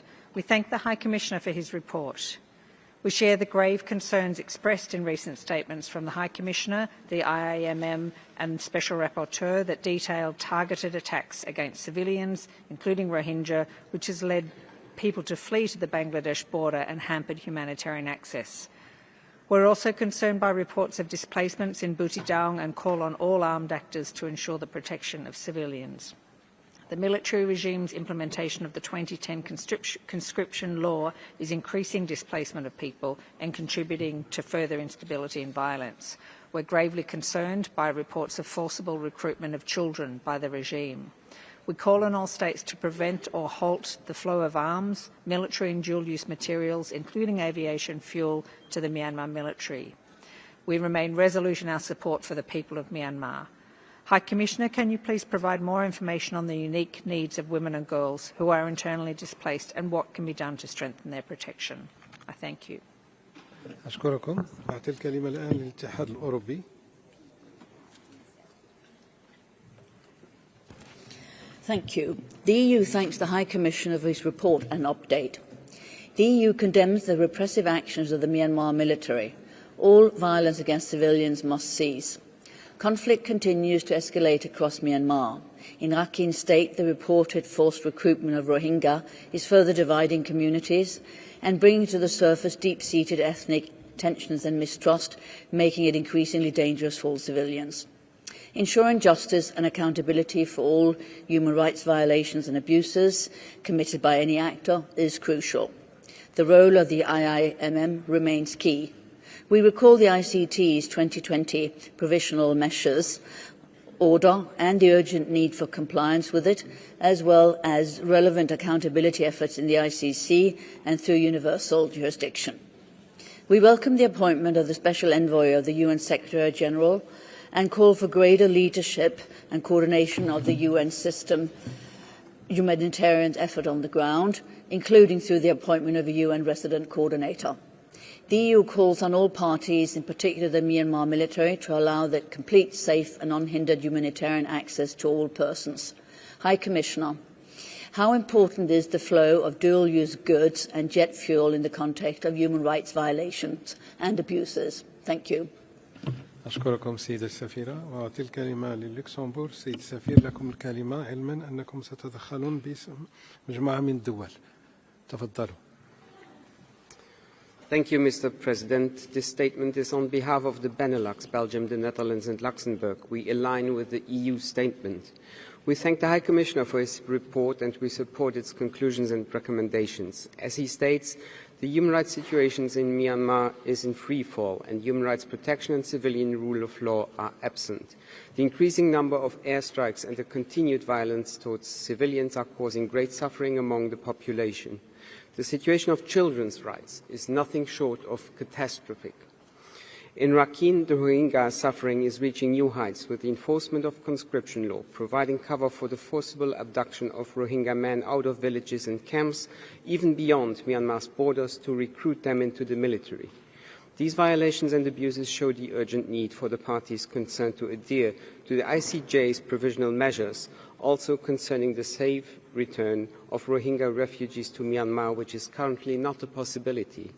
We explicitly acknowledge efforts to build local, democratic, human rights-based and victim-centered systems of governance and welcome the efforts of the National Unity Government and others working towards an inclusive, democratic future for Myanmar. High Commissioner, you have recently returned from a mission to the region to visit Malaysia, Laos, PDR and Thailand. How can the international community, in particular the ASEAN and OIC member states and other partners of Myanmar, act concretely for justice for the Rohingya and a better future for all? I thank you. شكرا سيد السفير. أعلن أنه بعد 15 دقيقة سيتم إغلاق قائمة المتدخلين حول هذا الحوار التفاعلي. وأعطي الكلمة الآن لباكستان، للوفد الباكستان الذي سيتدخل باسم منظمة التعاون الإسلامي. باكستان لكم الكلمة. Thank you, Mr. President. We thank the High Commissioner for the presentation of his report. The OIC Group is deeply concerned at the resumption of hostilities in Rakhine State and at the recent reports of violence, forced displacement and property destruction against the Rohingya Muslims in Butidang Township in Rakhine. The OIC Group urges all conflicting parties to protect the Rohingya Muslims and ensure their safety and security. We also express grave concern at the forced recruitment and use of Rohingya as a human shield by the warring parties in Rakhine and urge them to immediately put an end to this illegal conscription and allow Rohingya already conscripted to return home. We urge Myanmar to implement all recommendations of the Advisory Commission on Rakhine State, including a clear pathway to citizenship for the Rohingya, fully comply with ICJ's provisional measures and cooperate with all ongoing international accountability mechanisms, allow the full, safe, unhindered and immediate access of humanitarian actors to provide humanitarian assistance, and commence repatriation of the Rohingyas from Bangladesh and other host states to Myanmar with rights, safety and dignity at a suitable time. Mr. President, in the context of decreasing funding in Joint Response Plan, we call on the international community to keep investing in the well-being, safety and dignity of Rohingya and help realize their right to return to their homeland in Rakhine. We also urge the OHCHR to closely monitor the situation in Rakhine and play an active role in pursuing a durable solution to the crisis, including through contributing to accountability processes. I thank you, sir. شكرا سيد السفير. والآن الكلمة للدنمارك كذلك باسم مجموعة من الدول. Thank you, Mr. President. The Nordic Baltic states remain deeply disturbed by the frequent and credible reports of serious violations and abuses of human rights and international law in Myanmar. The report speaks of military attacks causing civilian fatalities, including women, children and persons belonging to ethnic minorities, aerial attacks and shelling of homes, schools, places of worship and hospitals, mass killings, persecution, torture and SGBV. The forced and prolonged recruitment of conscripts, including forced recruitment of children, exacerbates the civil war. It disrupts society at every level and fuels identity-based violence. We call for an immediate end to all violations and abuses against civilians, the provision of full and unhindered humanitarian access, the release of all political prisoners, and an inclusive dialogue with meaningful participation of all stakeholders. Myanmar must comply with the ICJ's provisional measures order. High Commissioner, what actions should external actors prioritize in the face of rising communal tensions, including in Rakhine? Thank you. أشكركم سيد السفير. وأعطي الكلمة الآن للكويت. شكرا سيد الرئيس. يضم وفد بلادي صوته البيانات الصادرة عن المجموعات التي ينتمي إليها، وباسم دولة الكويت أود أن أعبر عن بالغ القلق حيال ما ورد في تقرير مفوض السامي قيد النظر، والذي يشير إلى توجهات وأنماط جديدة من انتهاكات حقوق الإنسان في ميانمار، وخاصة استمرار ما تتعرض له أقلية مسلمي الروهينجا والأقليات الأخرى من أعمال عنف وحظر الاتصالات عبر الإنترنت وعدم توفر ظروف معيشية آمنة لهذه الفئات من المجتمع. وإذ نؤكد في هذا السياق على أهمية معالجة الأسباب الجذرية للأزمة من أجل تحقيق سلام دائم وبناء مجتمع قائم على مبادئ المساواة وعدم التمييز بين أطياف المجتمع في ميانمار. إن دولة الكويت كانت ولا زالت داعمة لكافة المساعي والجهود الدولية الرامية لرفع المعاناة الإنسانية للروهينجا والمجتمعات المستضيفة لهم، خاصة مبادرة إعادة توطين لاجئي الروهينجا في بنغلاديش. كما استقبلت بلادي العام الماضي المقرر الخاص المعني بحالة حقوق الإنسان في ميانمار، وتم بحث ومناقشة سبل تقديم مزيد من الدعم الإنساني للروهينجا. سيد الرئيس، ختاما تؤيد بلادي الاستنتاجات والتوصيات الواردة في هذا التقرير، خاصة الوقف الفوري لجميع أعمال العنف الموجهة ضد المدنيين بما في ذلك الروهينجا والبنى التحتية المدنية والمواقع الدينية والموظفين، امتثالا لقرار مجلس الأمن رقم 2669. شكرا سيد الرئيس. أشكركم. وأعطي الكلمة الآن لأيرلندا. Thank you, Mr. President. Ireland aligns with the statement of the EU and thanks the High Commissioner for his update. Ireland is deeply concerned by the continued rapid deterioration of the human rights situation in Myanmar. We are appalled by the perpetration and continued torture and sexual and gender-based violence and the targeting of civilians by the military, including in shelters and camps where they have sought protection that have intensified since October. In particular, Ireland notes with deep concern the dire circumstances faced by the Rohingya communities in Rakhine State amidst escalating violence and forced conscription and recruitment perpetrated by multiple parties to the conflict. Nearly 19 million people are in need of humanitarian assistance.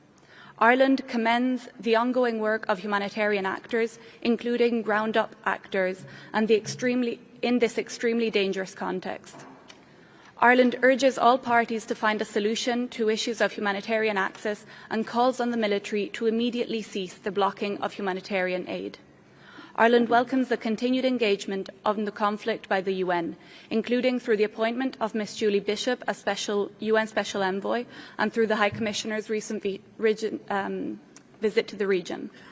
High Commissioner, how can the international community support and amplify the ground-up models referred to in your report? Thank you. أشكركم. وأعطي الكلمة الآن إلى مصر.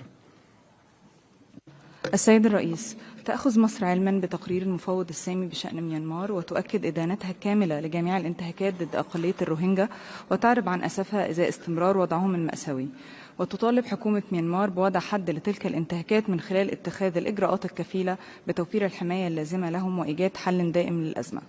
في هذا الصدد تدعم مصر كافة الجهود على المستويين الإقليمي والدولي الرامية لتفعيل المحاسبة، وتدعم مكتب المفوض السامي للتواصل والتعاون مع منظمة التعاون الإسلامي أخذا في الاعتبار محورية دور المنظمة في تلك القضية. كما تثمن مصر في هذا الإطار دور بنغلاديش والدول الأخرى المجاورة وجهودهم المستمرة لمواجهة تداعيات أزمة الروهينجا، وتدعو المجتمع الدولي لتقديم الدعم اللازم للدول المستضيفة للروهينجا والنظر في حلول عملية ومستدامة في هذا الشأن. شكرا سيدي الرئيس.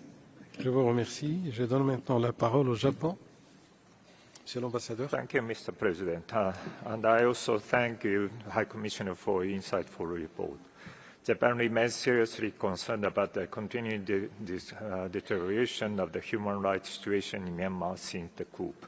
Japan strongly condemns the Myanmar's military's continued failure to try to resolve the situation by peaceful means, while many innocent civilians are killed and wounded daily by air strikes and other acts of violence around the country, including Rakhine State.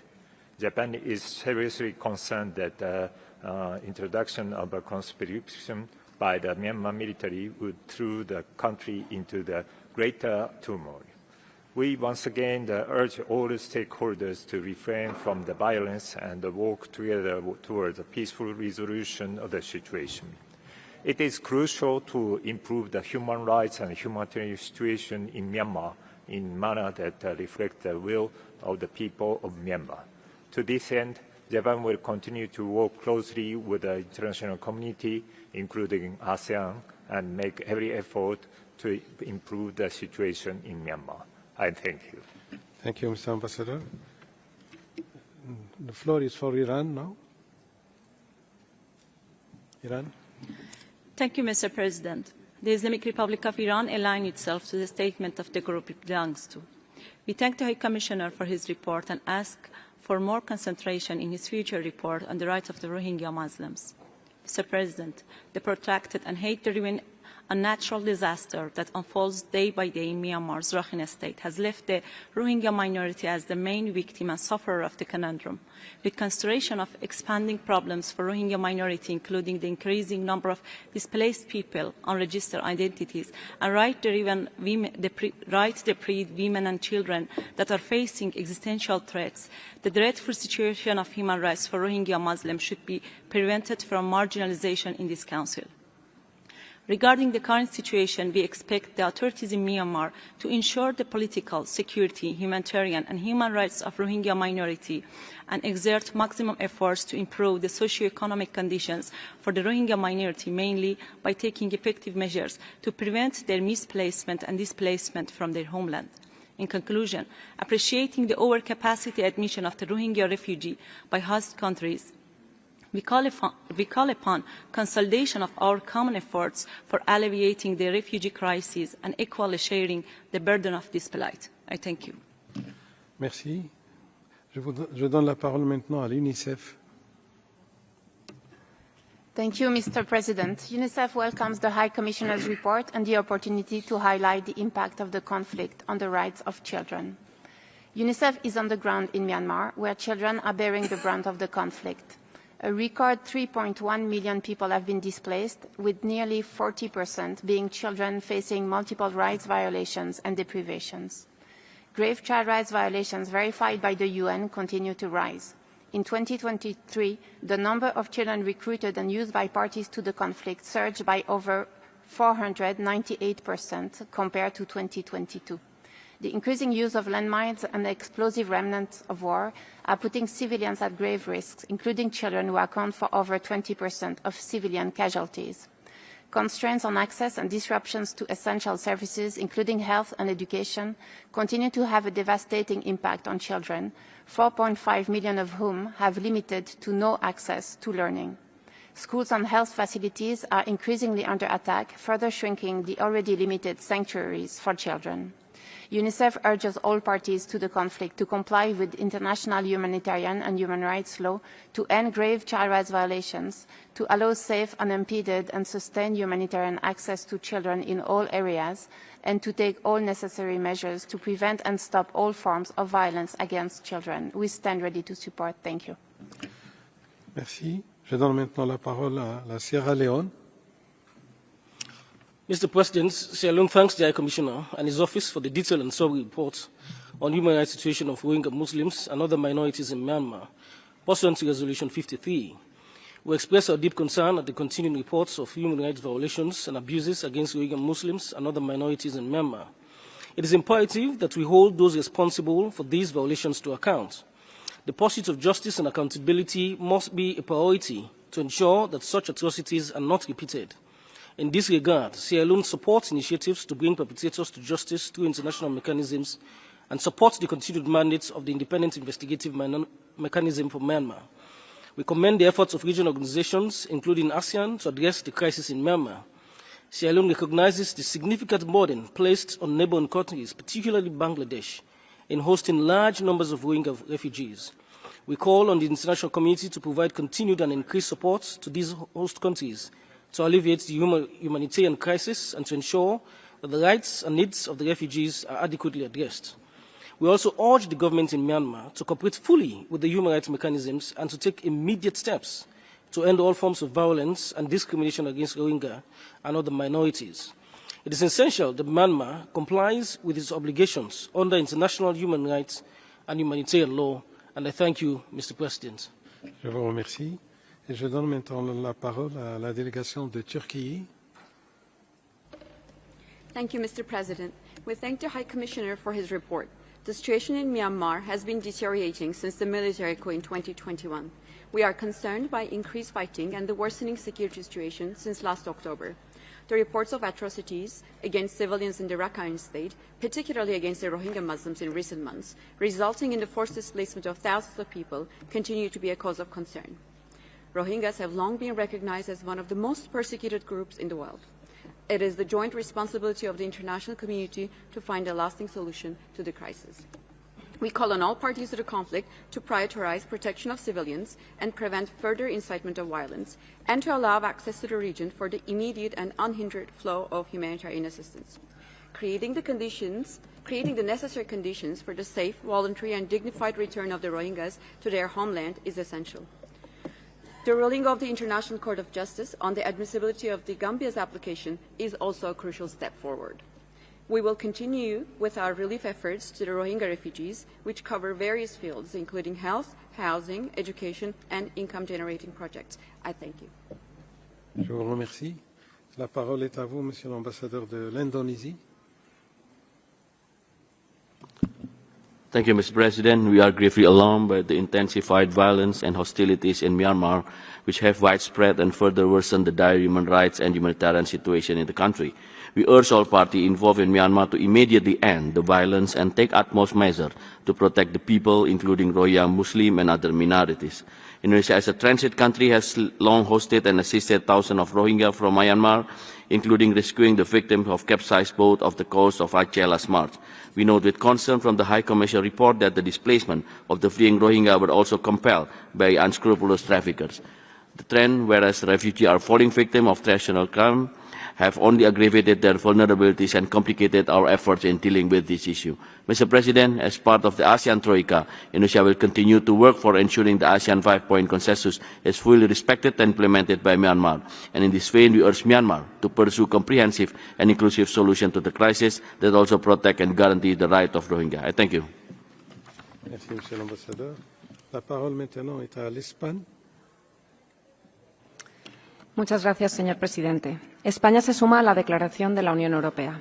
Agradecemos al alto comisionado su actualización en esta sesión tras su reciente viaje a la zona y reiteramos nuestro apoyo a los esfuerzos que viene desarrollando su oficina, así como el relator especial y el mecanismo independiente de investigación internacional. El Consejo de Derechos Humanos debe seguir dando una respuesta a la grave situación de violación de los derechos humanos que persiste en Myanmar. Las autoridades militares deben poner fin inmediatamente a los ataques contra la población civil y cesar las actividades represivas en el país. Asimismo, las partes en conflicto deben terminar con la práctica de reclutamiento forzoso que está afectando directamente a los jóvenes, particularmente en el estado de Rakhine y en especial a los rohinyas, y que contribuye al agravamiento de las tensiones entre comunidades étnicas en el país. Agradecemos a aquellos países vecinos, en particular Bangladesh, que han acogido a los numerosos desplazados que han tenido que huir del país y se encuentran en una situación de gran vulnerabilidad. España reclama el acceso seguro y libre de la ayuda humanitaria, que debe ser respetada por todas las partes. Reiteramos el reconocimiento a la importancia del papel de la Oficina en la prevención y protección de los derechos humanos en Myanmar y llamamos una vez más a una solución de paz duradera. Muchas gracias. Je vous remercie. La parole est à vous, Monsieur l'ambassadeur de France. Merci, Monsieur le Président. Monsieur le Haut-Commissaire, la France vous remercie pour votre rapport qui rappelle une nouvelle fois les exactions massives et délibérées commises par l'armée birmane.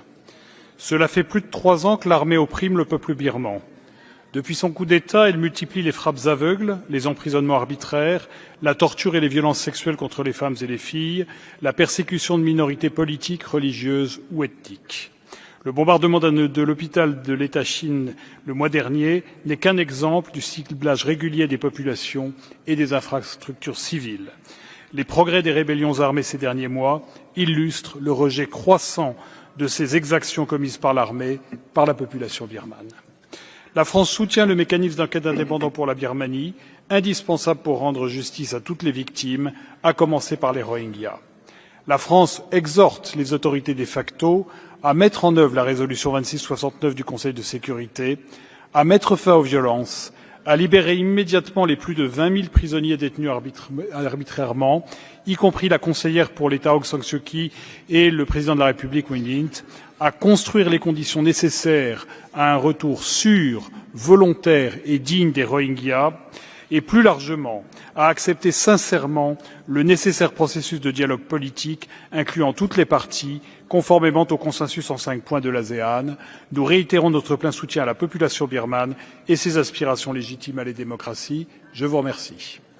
Je vous remercie, Monsieur l'ambassadeur. Comme annoncé auparavant, la liste des orateurs au titre de ce dialogue est désormais close. Je donne maintenant la parole à la délégation des Maldives. Thank you, Mr. President. The Maldives thanks the High Commissioner for the comprehensive report on the situation of human rights in Myanmar. Mr. President, the Maldives remain deeply concerned over the deteriorating humanitarian situation in Myanmar. The human toll of the recent attacks by the Myanmar military in Rakhine State is appalling. Cycles of violence, repression, displacement, and the risk of famine continue to be the fate of nearly 630,000 Rohingya. The current humanitarian crisis in Myanmar necessitates immediate action to meet the basic needs of all individuals, including access to food and health care. Mr. President, the Maldives reiterates its call for an immediate cessation of violence and for humanitarian access to be granted to create a conducive environment for the voluntary, safe, dignified, and sustainable return of forcibly displaced persons. On this note, let me commend Bangladesh for hosting the Rohingya refugees and the Gambia for its efforts to hold the perpetrators accountable at the ICJ on behalf of the OIC. As an intervening state in their case, the Maldives is ready to work with the Gambia and the like-minded countries to bring justice to the Rohingya. The Maldives also welcomes the newly appointed Special Envoy of the UN Secretary General on Myanmar and supports efforts to foster sustainable peace through close cooperation with ASEAN and neighboring countries. I thank you. Je vous remercie. La parole est à la Colombie. La Colombie. J'espère qu'ils sont dans la salle. Je n'arrive pas à identifier le siège. Très bien. Nous passons donc à la délégation de la Suisse. La Suisse, vous avez la parole. Monsieur le Président, la Suisse remercie le Haut-Commissaire pour sa mise à jour. Depuis février 2021, le nombre de personnes en situation de besoin humanitaire est passé de 1 à 18,6 millions. Nous appelons tous les acteurs à renforcer d'urgence la protection de la population civile et à garantir l'accès rapide et sans entrave à l'aide humanitaire. Des rapports continuent de faire état de graves violations du droit international humanitaire ainsi que de violations et abus des droits de l'homme commis à l'encontre de la population civile, notamment des frappes aériennes sur les infrastructures civiles ainsi que des actes de torture et de violence sexuelle, le recrutement forcé et l'utilisation de civils comme boucliers humains. Les communautés et l'ensemble du Myanmar sont soumises à de nouveaux déplacements forcés. La Suisse condamne fermement ces actes commis en particulier au premier lieu par les forces armées militaires. Nous soulignons la nécessité d'enquêtes crédibles, transparentes, indépendantes et impartiales sur toutes les violations et abus. La Suisse est profondément concernée par l'absence de volonté des parties de s'engager dans un dialogue inclusif pour la recherche d'une solution politique et non violente à cette grave crise. La Suisse exhorte les autorités militaires et toutes les parties au conflit à pleinement et rapidement mettre en œuvre la résolution 2669 du Conseil de sécurité. Je vous remercie. Je vous remercie. The floor now is for China. 主席先生，高瞻先生，缅甸问题非常复杂，内外因素错乱交织。历史和现实一再证明，只有秉持主权平等、不干涉内政等国际关系基本准则，才能真正解决问题，促进和保障人权。人权理事会有关讨论应当有助于缅甸的政治和社会稳定，有助于缅甸的和平与和解，避免激化矛盾。遣返是解决罗兴亚危机的唯一出路。孟缅均为中国友好邻邦，长期以来，中方积极斡旋，促孟缅双方就启动遣返达成诸多重要共识。尽早启动遣返，对改善孟缅关系、维护地区和平稳定具有重要意义。中方支持孟缅双方继续相向而行，克服困难，排除干扰，尽早实现遣返。谢谢主席。I thank you. I now give the floor to United States of America. Mrs. Ambassador, you have the floor. Thank you, Mr. President. Thank you, High Commissioner Turk, for your work drawing attention to the worsening human rights situation in Myanmar through your alarming and illustrative report today. It was devastating to listen to. I can't imagine what it must be to live it.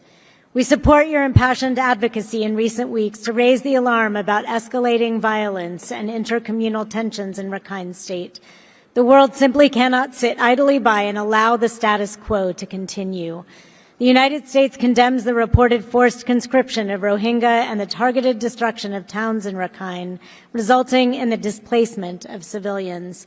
We call on Myanmar's military, as well as all armed actors, to protect civilian populations in Rakhine and allow for unhindered humanitarian access. The military's continued use of violence against civilians across the country underscores the need for the international community to do more to impede its access to arms and financial resources. We welcome this Council's unanimous adoption of a resolution that calls for states to restrict the Myanmar military's access to jet fuel, and we reiterate our call for all states to prevent the flow of arms to the military. High Commissioner Turk, you have warned that past atrocities could recur in Rakhine.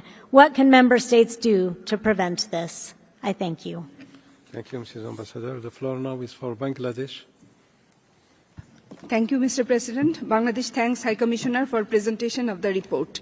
We express grave concern at the recent reports of burning of Rohingya villages in Butidong township in Rakhine, their forced conscription and their displacement. We call on all parties involved to protect Rohingya and ensure their safety and security. Bangladesh is deeply troubled at the recent shooting from Myanmar targeting its people and property. Internal conflicts in Myanmar must not affect the safety and security of our people and property in the Myanmar border.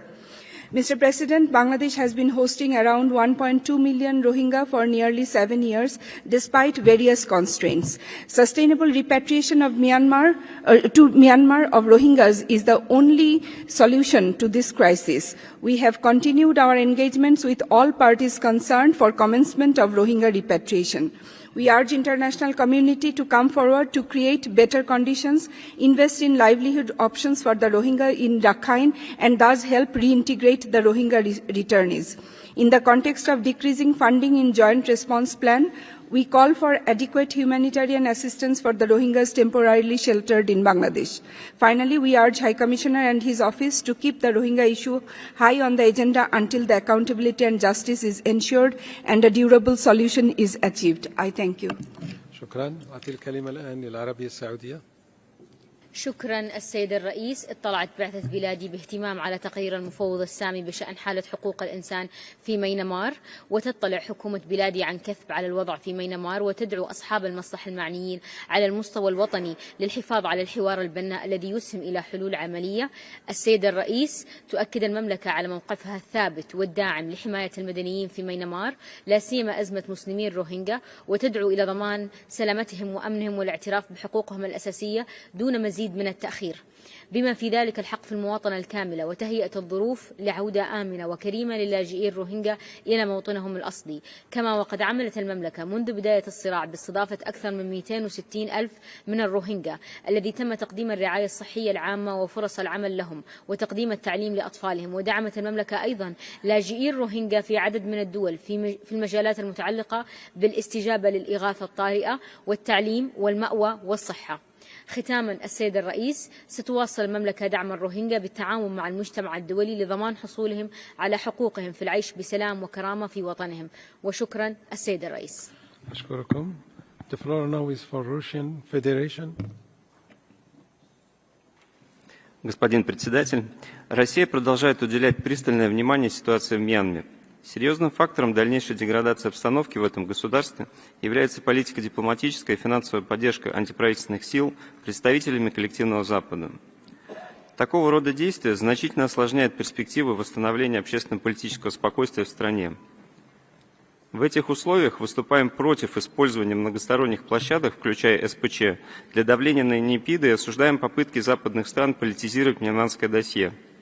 По-прежнему видим задачу мирового сообщества в том, чтобы способствовать урегулированию кризиса в Мьянме без вмешательства в ее внутренние дела. Однако практические шаги отдельных государств этим задачам слабо соответствуют. Вместо равноправного и содержательного диалога с НИПИДо предпочтение отдается санкциям и угрозам. Введенные в одностороннем порядке ограничительные меры наносят ущерб прежде всего обычным мьянманцам. На этом фоне отмечаем стремление АСЕАН содействовать поиску путей нормализации ситуации внутри и вокруг Мьянмы, в том числе решению гуманитарных проблем через предоставление помощи нуждающемуся населению. Призываем все заинтересованные государства продолжить дальнейшее налаживание диалога с властями этой страны при отказе от политизации правозащитной повестки. Благодарю за внимание. I thank you. The floor now is for Malta. Malta, you have the floor. Thank you, Mr. President. Malta aligns itself with the statement of the European Union and thanks the High Commissioner for his update. Malta is profoundly concerned by reports of renewed violence and destruction in Rakhine State, resulting in the displacement of potentially tens of thousands of civilians, primarily Rohingya. We urge the Myanmar military and all armed groups to cease fighting, protect civilians, comply with international law, and immediately allow full, safe, and unhindered humanitarian access. This includes through implementing the binding order of the International Court of Justice for the protection of the Rohingya people. We call on Myanmar to cooperate fully with the IIM, allow unhindered access to investigate allegations, and hold perpetrators accountable before impartial and independent courts. We fully support the ongoing work of the Independent Investigative Mechanism for Myanmar in this regard. The people of Myanmar deserve a future where children are safe from recruitment into armed groups, young persons can meaningfully participate in peace negotiations, and the military is accountable to civilians. To realize this, the international community must take action to end the violence and promote civilian rule, democracy and the rule of law, in line with Security Council Resolution 2669 and ASEAN's 5-point consensus. Thank you. Thank you, Ambassador. I now give the floor to Belarus. Благодарю, господин председатель. Обеспокоены продолжающейся политизацией мандата СПЧ по Мьянме с учетом его реализации без согласия затрагиваемой страны. Отмечаем, что несмотря на предоставленную мьянмарскими властями информацию, она не была должным образом учтена, что ведет к искаженному восприятию реальной ситуации на местах. Считаем неприемлемым, когда в условиях лишения мьянмарской стороны голоса продолжается давление на страну с использованием односторонних механизмов. Вновь подчеркиваем необходимость учета позиции Мьянмы, приветствуем и призываем продолжать усилия по внутрирегиональному урегулированию конфликта. Призываем все другие заинтересованные страны и организации всячески способствовать усилиям правительства по нормализации ситуации и отказаться от дискредитировавшей себе практики давления и вмешательства в дела суверенных стран. Благодарю за внимание. Thank you. I now give the floor to Cyprus. Thank you, Mr. President. Cyprus thanks the High Commissioner for his update and aligns itself with the EU statement. The continued escalations of violence, along with the deterioration of the political, humanitarian and security situation in Myanmar following the 2021 military takeover, is aggravating an already dire situation on the ground, as just presented by the High Commissioner. In the context of the ongoing repression, women and children, especially in the Rohingya community, remain particularly vulnerable to the risk of sexual exploitation, trafficking, gender-based harassment and violence perpetrated by military as well as other armed groups. Deliberately provoked inter-ethnic tensions have ignited distrust and hatred within communities, further exacerbating human rights violations. Compliance with the ICJ's provisional measures and order, as well as the accountability efforts at the ICC, are imperative to end the violence. Cyprus calls for the safe, full and unhindered humanitarian access, especially to vulnerable communities, in line with international humanitarian law. I thank you. Thank you, Madam. The floor now is for Malaysia. Mr. President, while we witness the televised genocide of other crises, we should not turn a blind eye to the brutal killings of the Rohingyas. We strongly urge all parties to immediately cease violence, exercise utmost restraint, and uphold international humanitarian law, and to take all necessary measures to diffuse tensions and ensure the protection and safety of all civilians. We call on all parties to take urgent steps to create a safe and conducive environment for the timely and safe delivery of humanitarian assistance to all those in need without discrimination. Malaysia appreciates the strong support by the international community with regard to the implementation of the ASEAN 5-point consensus. We would like to see real and meaningful progress in its implementation, especially by the Myanmar's military authorities. A conducive environment for political dialogue must be created to ensure that the democratic aspirations of the people are fulfilled. The people of Myanmar deserve an inclusive and durable solution to this crisis. Without it, we will witness further expansion of violence, which will hinder the safe, voluntary and dignified return of Rohingya refugees. As the largest host of Rohingya refugees in Southeast Asia, Malaysia continues to bear significant responsibilities even as we are forced to stretch our limited resources beyond capacity. We recall the principle of proportionate burden and responsibility sharing in addressing the refugee crisis. Signatories of the 1951 Refugee Convention must live up to their obligations by providing equal resettlement pathways for Rohingya refugees to third countries. I thank you. Thank you, Mrs. Ambassador. The floor now is for Georgia. Thank you, Mr. President. And we thank the High Commissioner for his report and subsequent updates. It is worrisome that the latest reports clearly show continuously deteriorating human rights situation on the ground. This calls for an urgent and vital necessity for the cessation of hostilities and provision of humanitarian access to those in need.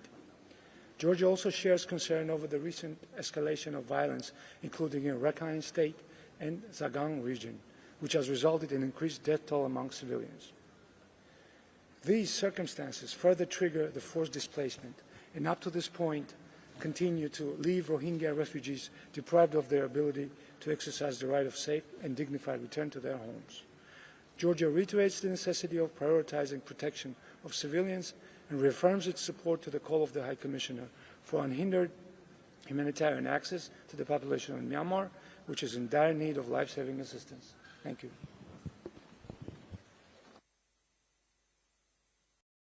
I'm sorry. The floor now is for UK, United Kingdom. Thank you.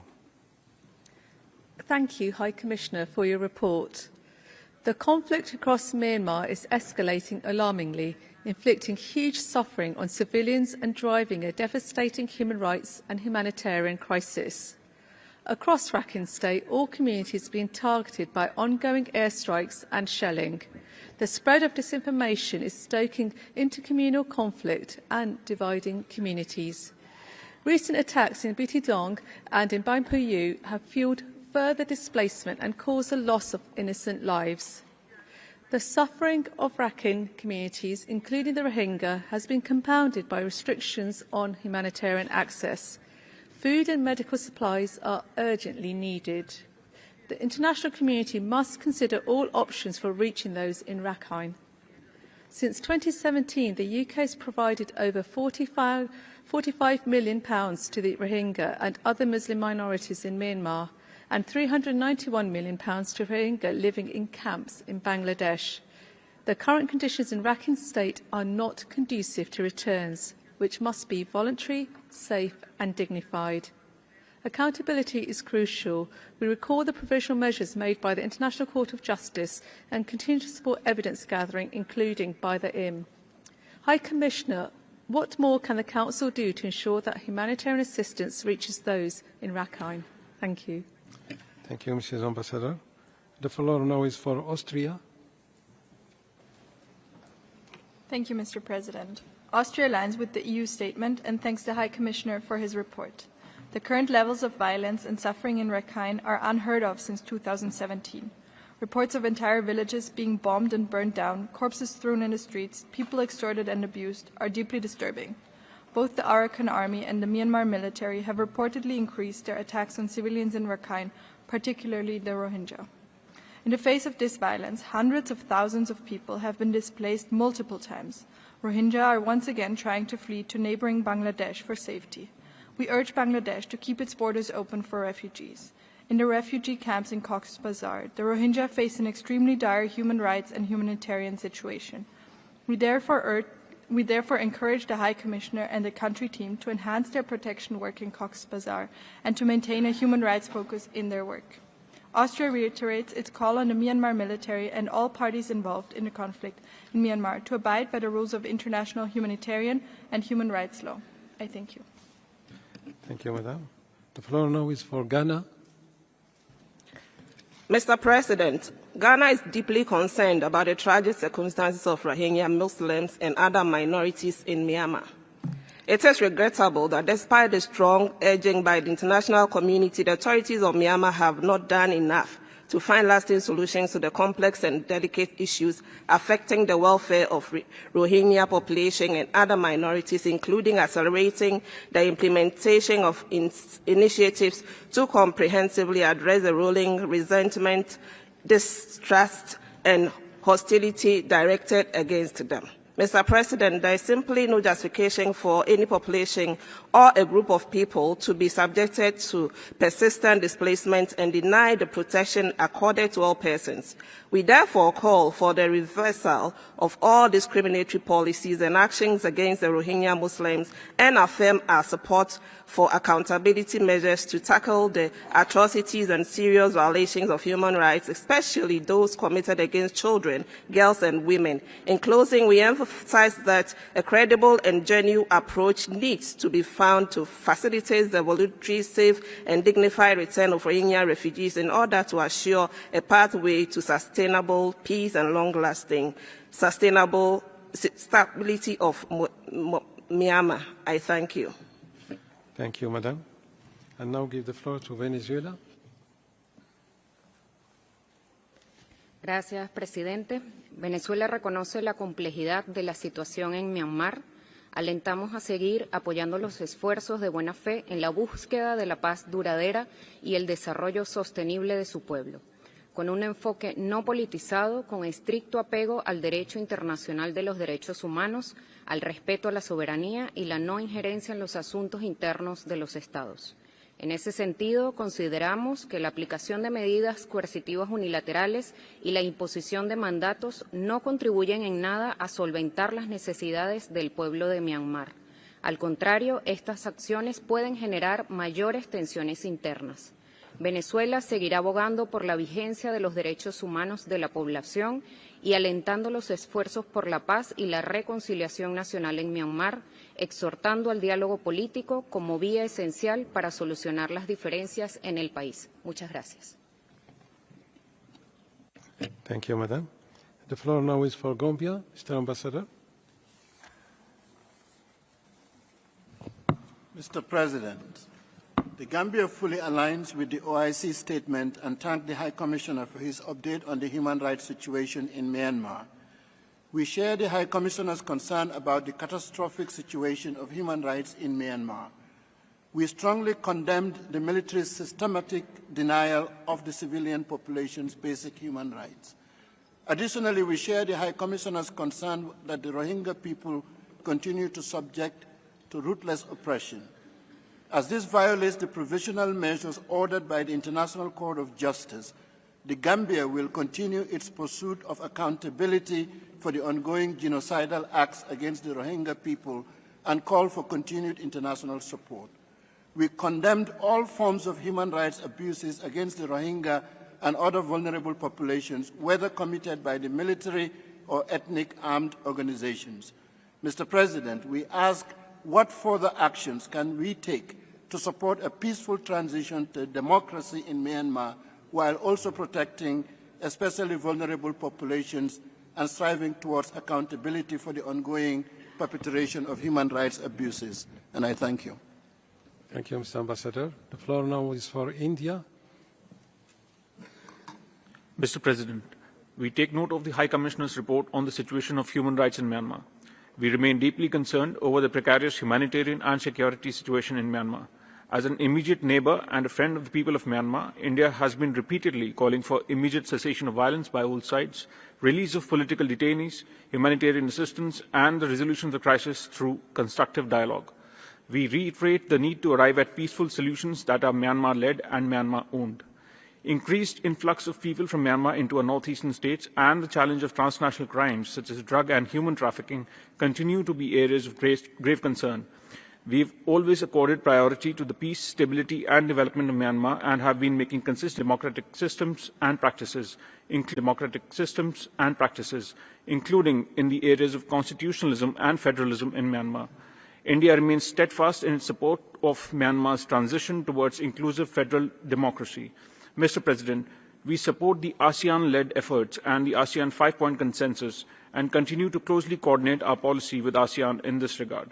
We continue to support the efforts of UN Secretary General in political resolution of the current situation in Myanmar. Thank you.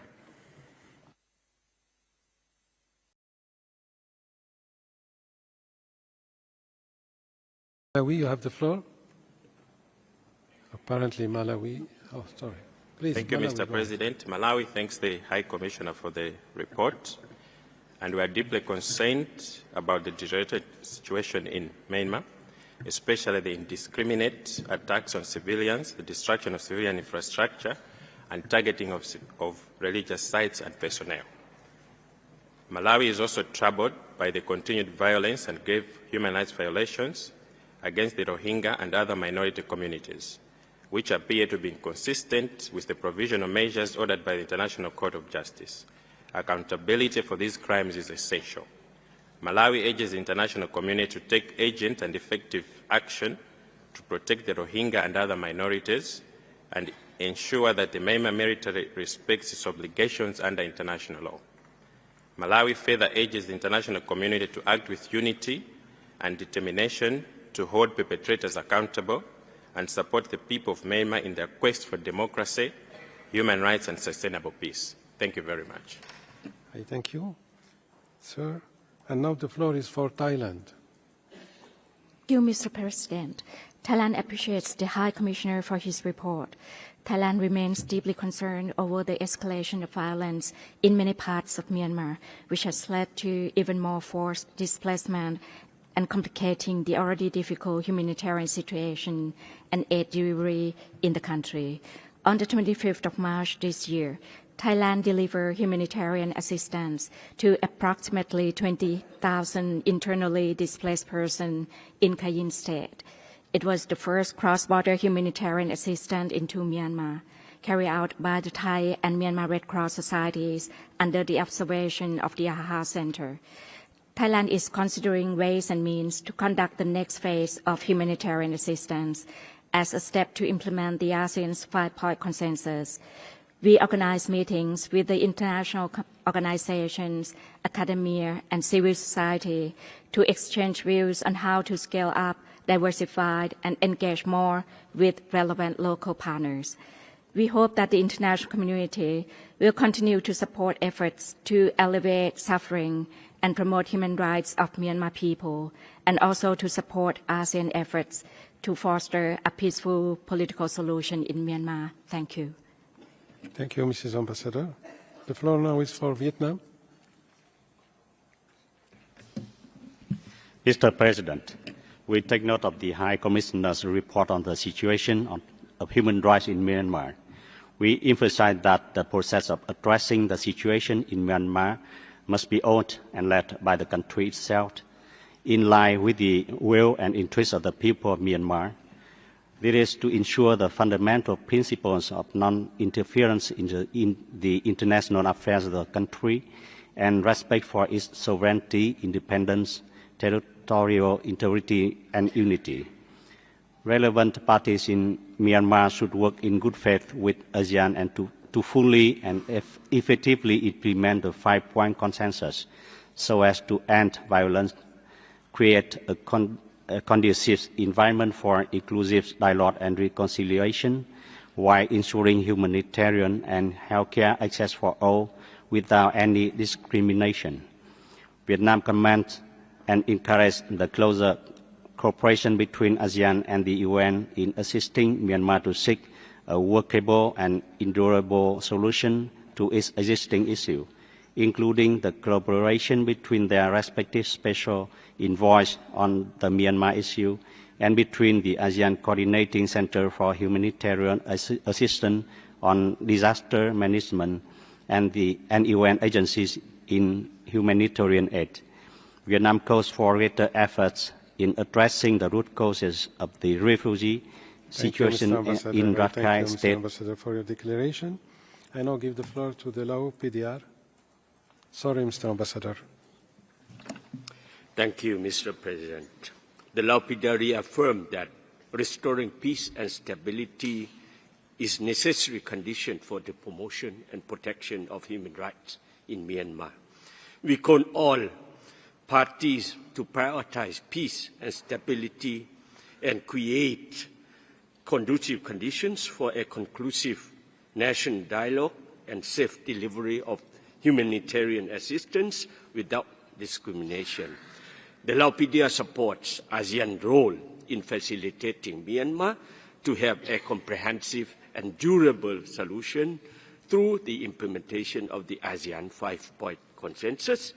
In this regard, the LPDR's ASEAN Chair Special Envoy on Myanmar has actively engaged with various Myanmar stakeholders to move forward dialogue and peaceful solution. We reiterate that the promotion of human rights shall be based on genuine dialogue and cooperation and guided by the principle of impartiality, objectivity, non-selectivity, and non-politicization. I thank you. I thank you, sir. We'll move to the list of speakers on behalf of the National Human Rights Institution and the NGOs, and I begin by giving the floor to the Asian Forum for Human Rights and Development. Mr. President, we welcome the report of High Commissioner. This debate takes place in a context where Rohingyas are again confronting the dire prospects of genocides and crimes against humanity. Rohingya villages have been forcefully evacuated by the Arakan army in its escalating war against the Myanmar military. Last month alone, more than 200,000 Rohingya have been forcibly displaced from the villages under the control of the Arakan army. At least 1,500 Rohingya have been killed by the Arakan army since March. Rohingya have been subjected to forced conscription by both military and Arakan army. As the High Commissioner report suggests, the current movement in Myanmar offers a vision towards a post-coup unified federal democratic Myanmar. However, without urgent international action to hold the military and Arakan army accountable, Rohingya will not have a place in that future. The rhetoric and actions of the Arakan army, which controls majority of Rohingya homeland in Rakhine State, clearly demonstrate that they do not consider the Rohingya as part of Myanmar's future. Once again, the Rohingyas are subjected to the same hateful, discriminatory narratives and incitement. Peaceful and democratic Myanmar requires equal recognition of the ethnic nationality status of the Rohingya, as well as justice and accountability for the continuing genocide against Rohingya and other atrocities in the country through international mechanism, the ICC. We further urge UN President near Mount Township to take urgent measures to deter. Thank you. Now the floor is for. Thank you. The floor is for Civicus. Thank you, Mr. President. Civicus and the Burma Human Rights Network thank the High Commissioner for his report and remain concerned about the state of civil space and the situation of Rohingya Muslims and other minorities in Myanmar. The report reflects our ongoing concerns about the closure of civic space by the junta and thousands of political prisoners, including human rights defenders, that remain in detention on fabricated charges. Many face torture and degraded treatment, and at least 1,700 have died in custody in a climate of complete impunity.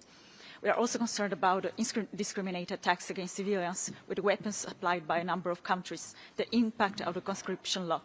Your report also notes that in addition to persistent discrimination, members of the Rohingya community experience new violence and violations since the resumption of hostility in Rakhine in November. ASEAN has continued to fail to address the crisis in Myanmar, and it's time for the international community to do more. We welcome your recommendations calling for the release of all political prisoners. There must also be an end to all violence and attacks directed against civilians, including the Rohingya. We urge member states to ensure all existing obstacles to humanitarian access are removed, including in Rakhine State, and to support all accountability efforts.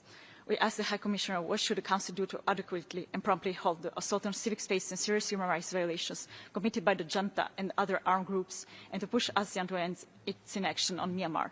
We thank you. I thank you, Madam. I now give the floor to the Centre pour les droits civils et politiques.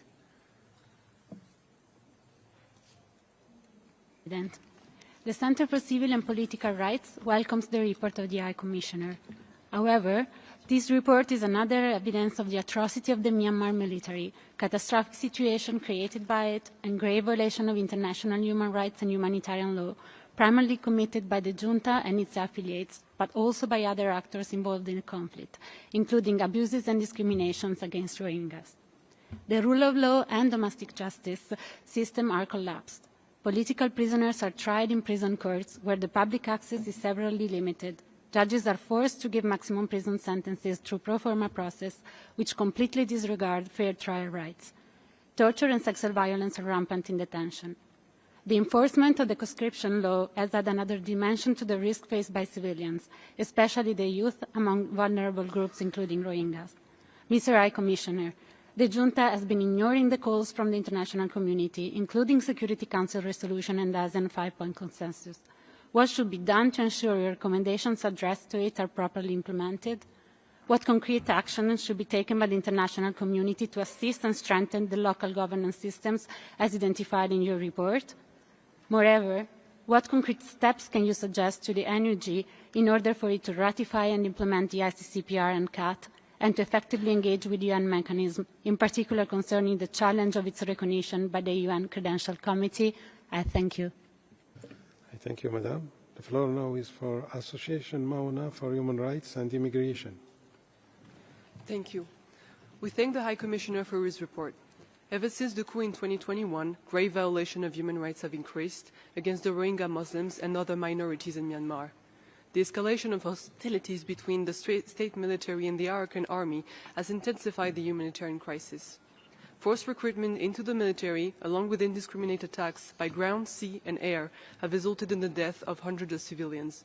This is a clear violation of international humanitarian law.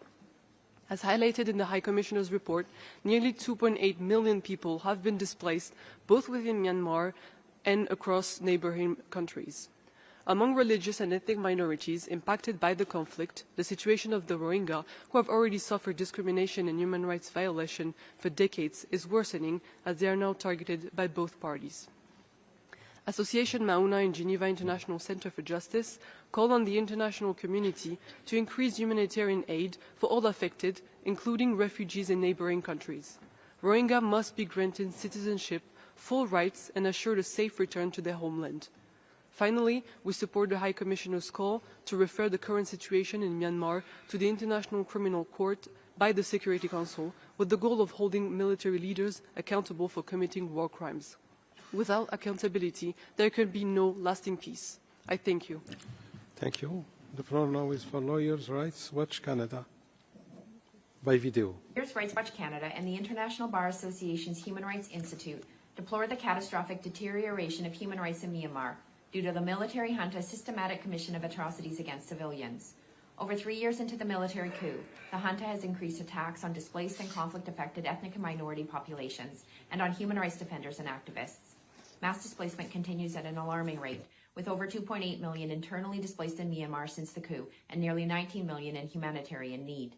Thousands of Rohingya are fleeing from their homes and are increasingly unsafe, only a few years after a military campaign of genocide against them.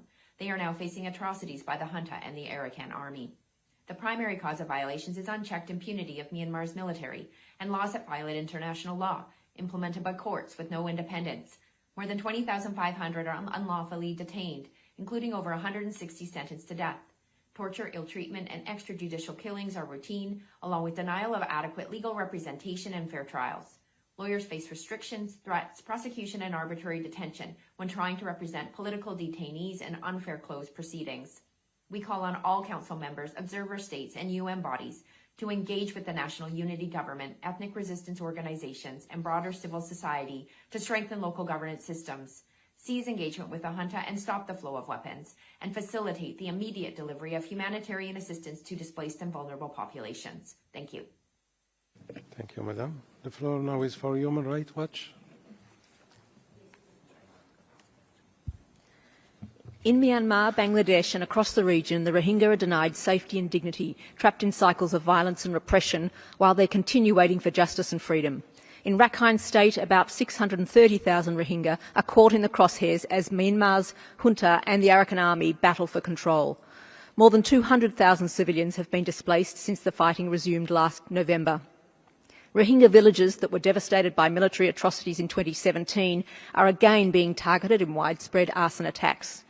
Over the past 7 months, the junta has carried out more than 880 airstrikes. 1/5 of them took place in Rakhine State. Since February, Myanmar security forces have forcibly conscripted 5,000 Rohingya men and boys from across Rakhine and, with the support of armed groups, from the camps in Bangladesh. Thus, Rohingya who have been denied citizenship and basic freedoms under the military system of apartheid are being forced unlawfully to fight on the junta's behalf. To forcibly return Rohingya refugees to Myanmar amid the ongoing fighting and repression would threaten their lives and risk persecution. Until Rohingya can safely return home, donors should provide funding to meet the needs of the 1 million refugees in Bangladesh and expand resettlement opportunities. Bangladesh should lift restrictions on work, movement and education to ensure refugees have the tools to rebuild their lives. Building durable solutions for the Rohingya and upholding the rights of all people in Myanmar depends on the establishment of a civilian democratic rule, holding the military accountable for its crimes. Thank you. The floor now is for Association Caritative Étudiante pour la Jeunesse. Je vous remercie. Commissioner, however, we deeply deplore that a number of countries, including those sitting here as members of this very council, remain silent and inactive. And more regrettably, there are even countries and private actors providing the junta with weapons, resources and revenues. It is against this backdrop that, despite repeated reports and mounting evidence over the catastrophic situation in Myanmar, the Myanmar military is still able to commit atrocity and blatant violation of human rights and humanitarian law with the total impunity, whereby completely ignoring the calls from various international and regional bodies. More than 4 years after the coup, the junta continues to target pro-democracy activists, human rights defenders, including lawyers and journalists, and civil society, shrinking civic and political space. For the last 20 years, the world continued to be witness of ongoing many genocides and forced occupation of populations, like in Sri Lanka, where more than 175 Iran Tamils were killed or are unaccounted. And 15 years after, there is no any justice process. In Palestine, where more than 37,000 Palestinians were killed, over 100,000 were injured for just 8 last months. Mr. President, the United Nations member countries have to find a way to save those innocent people and victims, and need to take a powerful international mechanism, justice mechanism. Mr. High Commissioner, how many updates, reports and calls need to be made? How many people must die and suffer in order for the international community to take stronger and coordinated and decisive action to end this crisis and to save millions of people in Myanmar? Thank you, Mr. President. Thank you. Now, the last speaker would be Legal Action Worldwide. Mr. President, distinguished representatives, we thank the High Commissioner for his report. We are deeply alarmed by the ongoing human rights crisis affecting the Rohingya both in Rakhine State, Myanmar, and in refugee camps in Cox's Bazar, Bangladesh. In Rakhine State, fighting between the Myanmar military, the Arakan army, and Rohingya armed groups has escalated to a shocking level. Facing mounting losses, the military has resorted to forcibly conscripting and coercing Rohingya to fight against the Arakan army and to act as human shields, putting Rohingya communities at further risk of further reprisals from civilian and armed actors alike. Thousands of Rohingya are now caught in the middle of ongoing hostilities and are displaced as their villages are destroyed. This crisis extends to the refugee camps in Cox's Bazar, where nearly 1 million Rohingya face routine abduction and extortion by armed groups. Legal Action Worldwide has received first-hand reports indicating that simply leaving your shelter puts Rohingya men and boys at risk of forced recruitment. While no ethnic peoples have been unaffected by the ongoing fighting, we are deeply concerned with the military's systematic campaign to fuel ethnic tensions that leave the Rohingya more vulnerable to intercommunal violence. Propaganda and misinformation directed against the Rohingya is rampant and reminiscent of the vicious narratives used to incite horrific violence against the Rohingya in 2012 and 2017. High Commissioner, what specific steps can Member States take to ensure protection for Rohingya civilians, both in Rakhine State and refugee camps in Cox's Bazar, and what specific actions is your office undertaking to pursue accountability? Thank you. I thank you. As announced, that was the last speaker on my list for this dialogue. I now give you back the floor, Mr. High Commissioner, for your interaction with the Council and its membership, and also for your concluding remarks. You have the floor, sir. Merci beaucoup, and thank you all very much for contributing to this interactive dialogue. I took good note of the fact that it was indeed a cross-regional response, and that is indeed very important, because we need to make sure that the message is loud and clear to the military in Myanmar that the world is watching, and action needs to be taken. And if one just looks at the statistics, horrific statistics, it makes it abundantly clear that this is an issue that has not only domestic implications for the people of Myanmar, but also already regional implications and global implications. The violence that affects out of 333 townships 255. So 255 townships out of 330 are currently affected by violence since the military coup in February 21. We have over 18 million people in need of humanitarian assistance. I already mentioned the 3 million people internally displaced. We have 15.2 million people facing acute food insecurity, and we have an estimated 25 million people living under the poverty line. We have over 1 million refugees, Rohingya refugees from Myanmar in Bangladesh, a couple of 100,000 in Malaysia and elsewhere.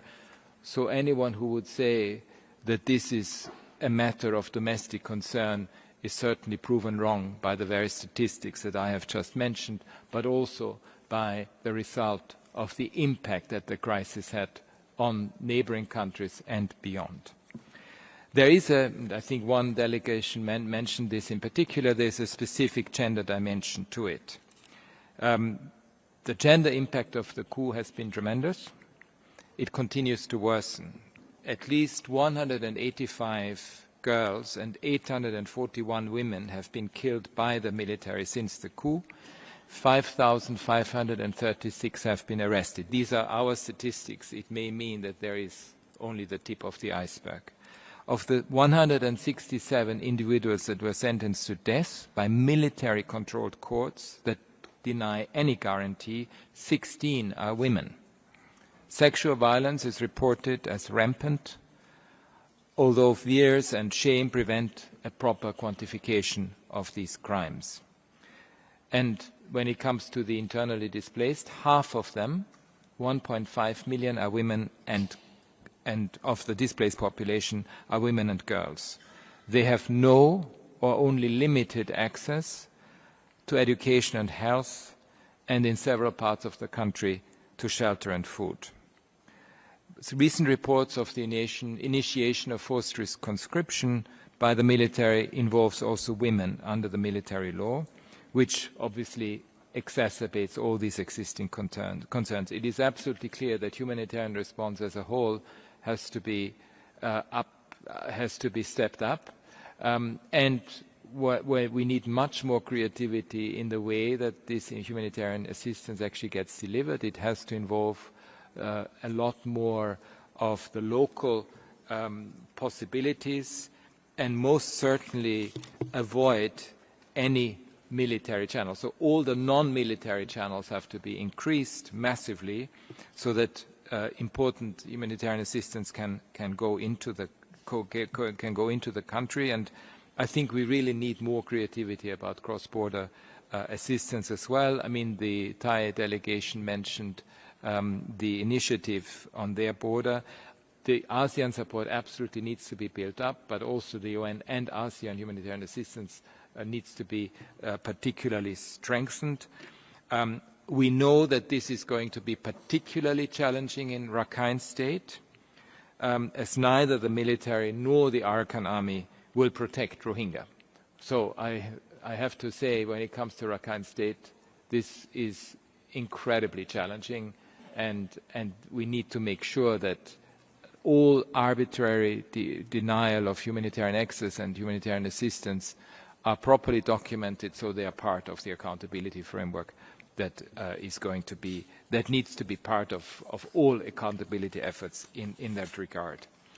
There was also a question about the flow of dual-use goods and jet fuel.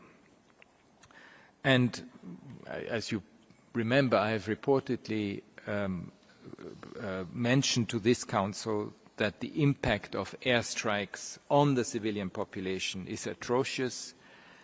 It gives the military a position of weapon superiority, and just to look at statistics, between 1 August 23 and 31 March 24, airstrikes have claimed at least 362 civilian victims, marking a 63% increase from the previous 230 fatalities.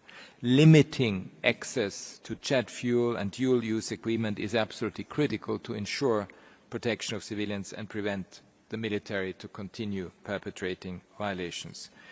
I've also mentioned in my oral update, but also in the report, the emergence of governance structures at the local level that have started to fill the gap to promote the rights of people through the provision of essential services. They need to be supported and encouraged. There needs to be, again, more creativity about multiple funding models. We have seen participatory models emerge, in particular, as I mentioned, in Kaya State, that in fact there are capacities at the local level to forge, in a way, a new Myanmar society that I have been talking about. Women's leadership has played a very important role in that regard. So I really call on all states to increase engagement with the NUG, with the local governance structures, but also with all the civil society organizations and the human rights defenders that are inside and outside of Myanmar, and to engage in this visioning exercise that I have mentioned also in the past. Accountability is absolutely critical. There's no doubt about this, and both the ICJ, the International Court of Justice, as well as the International Criminal Court processes are vitally important, and I commend the Gambia in this regard. I urge all states to cooperate more with the IIMM, the International Independent Investigative Mechanism for Myanmar, so that they can access new evidence, but also new sources of information. And as I have said in the past, it is time for the Security Council to broaden the referral of the whole situation to the International Criminal Court. We know that ultimately, to get out of this current crisis, Myanmar will need a comprehensive transitional justice process to achieve reconciliation and also more social cohesion. I also wanted to mention particular social media platforms, because what we see, especially in Rakhine State, but also in other parts of Myanmar, is the fueling of hate speech, dehumanizing language, especially between the two communities in Rakhine and Rohingya in Rakhine State. I think more efforts have to go into ensuring that this hate speech is not becoming viral on social media platforms. I know from my own experience when I was in 2015 in northern Rakhine State in Mongdao, it was actually during Ramadan, and I was able to break fast between both communities, the Rohingya and the Rakhine communities. It was still possible to do that. So there is indeed the possibility for social cohesion. Unfortunately, because of the divide and rule type of approach, but also because of social media, we have seen a deterioration when it comes to the intercommunal cohesion. But it is possible to reconstruct it. I have never, and this goes back to my mission that I've just undertaken to Southeast Asia, it was really encouraging to see when you actually meet with the refugee communities, it was possible to meet with all of the representatives. In the past, I could only meet with them separately. That actually shows that there is something emerging within the society that gives us hope for the future. But we really need to invest in these local grassroots level organizations and build and forge something that is possible for the future. And I just wanted to mention this at the end, because this mission to Southeast Asia was very much important, and it was precisely to put the spotlight on Myanmar and to ensure that we give it the intention and the political weight that it requires, because beyond ASEAN, ASEAN will need to be supported, but beyond ASEAN, there needs to be a stepping up of international support by the international community as a whole in order to respond to this very, very deeply worrying and troubling situation that we see emerge in the country. Thank you very much. Thank you very much, Mr. High Commissioner, for your important interaction with all those who participated to this interactive dialogue, the membership and other stakeholders, particularly the National Human Rights Institution and the NGOs. Excellencies, this brings us to the end of this interactive dialogue. I wish again to thank the High Commissioner for his participation and for his exchanges with all of us. We will now take a short break of no more than 2 minutes before inaugurating our enhanced interactive dialogue on the situation of human rights in Afghanistan.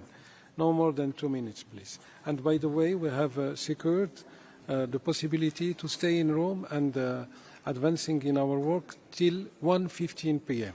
Thank you again for the interpreters for their very strong, helpful and support for the activities of the Council. Good.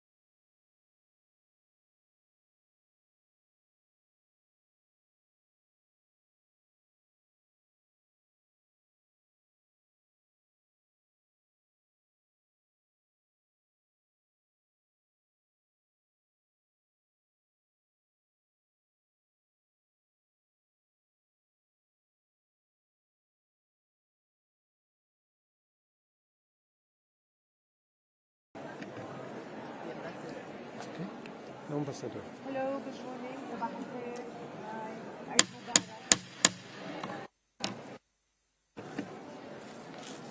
Excellencies, distinguished colleagues, we will now begin, as announced, the enhanced interactive dialogue on the situation of human rights in Afghanistan, pursuant to Council Resolution 54/1.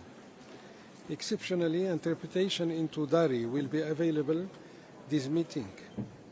To make it accessible to those following this interactive dialogue in Afghanistan, the interpretation is available on channel number 8. It is my honor to welcome Mrs. Nada Al-Nashif, Deputy High Commissioner for Human Rights, who will deliver the opening statements.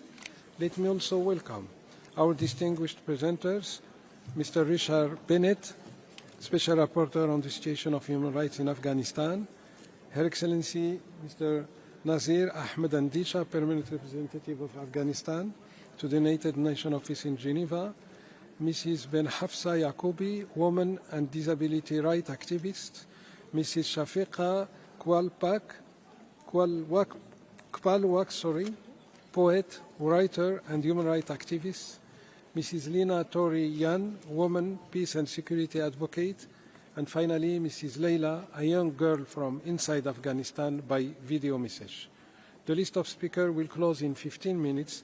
I now have the honor to give you the floor, Your Excellency, Deputy High Commissioner for Human Rights, for your statement in presentation of this interactive dialogue. You have the floor, Madam. Thank you, Mr. President. Good morning, Your Excellencies, colleagues and friends.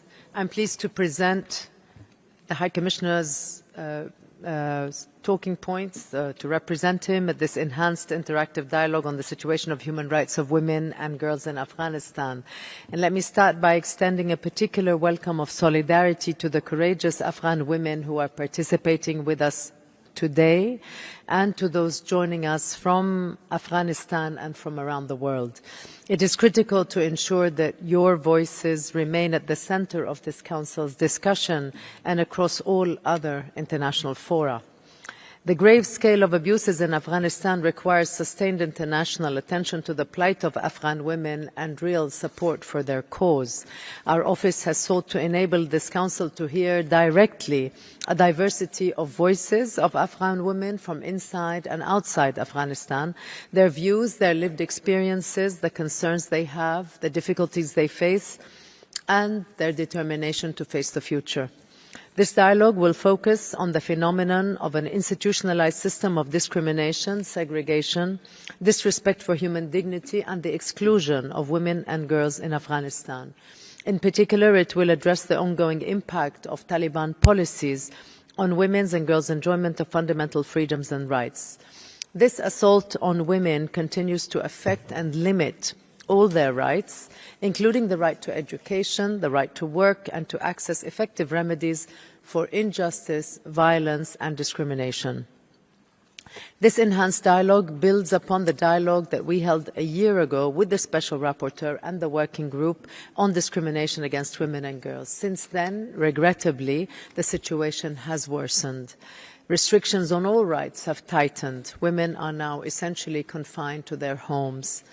Although the de facto authorities continue to claim that women's rights will be protected within the framework of Sharia law, over the past year, further and more intrusive restrictions have indeed been applied to women's and girls' lives.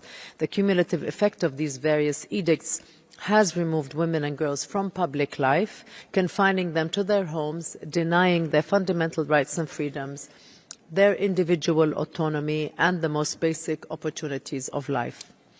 Afghanistan remains the only country in the world, the only country, where girls are denied education beyond primary level. A few days ago, we hit the grim milestone of 1,000 days of Afghan girls being denied this fundamental enabling right. Through this ban, the Taliban continue to restrict girls' development opportunities and their ability to live independently in the future, further corroding, undermining the rich and diverse fabric of Afghan society. The Taliban also continue to apply their ban on women from working for international organizations, including the United Nations, as well as outside the home in many sectors. Its manifest illegality under international law aside, this measure significantly impacts the ability of the United Nations and other organizations to provide critical services to the population experiencing chronic poverty and humanitarian need. Just last week, the de facto authorities cut female civil servants' pay compared to male employees. The removal of women from public service further impacts their ability to be seen, to be heard, and to participate in the decision-making processes that directly affect their lives. Ongoing restrictions on movement, including the requirement of a mahram or male chaperone to travel further than a small radius from their homes, leaves them with limited and at times no ability to undertake social, cultural or economic activities outside of their homes. Restrictions on places where they may socialize have also been imposed. Our office welcomes the report of the Special Rapporteur on the situation of human rights in Afghanistan, which highlights this systematic and all-encompassing set of restrictions that women and girls continue to face. It focuses on intersectional forms of repression and oppression and the realities of what Afghan women of all ages face, as well as, for example, women living with disabilities and minorities. We remain deeply concerned at this ongoing discriminatory and restrictive environment, as well as its consequences. This has had enormous impact on women and girls' mental health, for example, reflected in the shocking increase in suicides over the past year. There remains little accountability for violence against women and girls or for other violations of their rights, as the de facto justice system continues to be neither gender responsive nor accessible to women. Such systematic, extreme discrimination and violence must not be normalized nor be tolerated by the international community. I hope that today's dialogue will lead to a consolidation of our agreement on the need for concerted action by this Council and the wider international community. The brave women activists present today should feel that the international community stands with them and is committed to find ways to influence the de facto authorities to reverse their regressive and repressive edicts. The future potential of Afghanistan can only be realized through upholding the full and equal enjoyment of all human rights by all women and girls. Thank you, Mr. President. Thank you, Mrs. Deputy High Commissioner, for your important statement. I then now will give the floor to our speakers as introductory for this interactive dialogue, and I now give you the floor, Mr. Bennett, for your presentation. Mr. Special Rapporteur, you have the floor. Mr. President, distinguished delegates, fellow panelists, Afghan friends, members of civil society, Eid Mubarak to Afghans and others who celebrate. I'm pleased to present my new report as requested by this Council at its 54th session. I'm also honoured to be joined by 3 Afghan human rights defenders. A longer version of this statement will be posted online. My new report builds on and deepens the findings of my joint report with the Working Group on Discrimination Against Women and Girls on the Taliban's discriminatory and misogynistic policies. Following extensive research, consultation and analysis, it finds that the Taliban's institutionalized system of gender oppression, established and enforced through its violations of women and girls' fundamental rights, is widespread and systematic, and appears to constitute an attack on the entire civilian population, amounting to crimes against humanity. This attack is intensifying. The Taliban system of discrimination, segregation, disrespect for human dignity and exclusion is pervasive, methodical, and imposed through edicts, policies and enforcement, sanctioning severe deprivations of fundamental rights, each systematically interacting with others, creating a mutually reinforcing architecture of oppression. Since last June, the de facto authorities have issued at least 52 edicts that intensify restrictions on Afghan women and girls, which are increasingly enforced, sometimes violently. The institutionalized deprivation causes profound gendered harm spreading across Afghan society and cascading down through generations. Women and girls excluded from the education system faced heightened risks of forced marriage and debt bondage. Day by day, Afghanistan is being deprived of its future women engineers, journalists, biologists, politicians and poets, to name a few. Systematic restrictions of women's right to work and freedom of movement has robbed them of their financial autonomy, forcing dependence on male relatives. Families have plunged deeper into poverty, with increased reports of depression and suicide among women and girls. Against this backdrop, I admire the ingenuity and determination of Afghan women who continue to find ways to sustain themselves and their families. Afghans with intersecting marginalized identities, including people with disabilities, LGBTIQ persons, and those from ethnic, religious, and linguistic and other minorities, faced heightened discrimination and violence. I ask the Council to consider the impact on Afghanistan's children. What will be the effect on all Afghans, but particularly on girls and boys, of the erasure of strong female role models outside of the home? What conception of the world and of themselves do girls have when they have no memories of women thriving independently from men? And what type of men do boys raised within an institutionalized regime which has systematically disempowered women and girls grow into? Mr. President, the violations against women and girls in Afghanistan are so severe and extensive, I have concluded that they may amount to crimes against humanity, including gender persecution. In my consultations with Afghan survivors, particularly women, they emphasize that the term gender apartheid most accurately describes their experience and are calling for its recognition as a crime against humanity.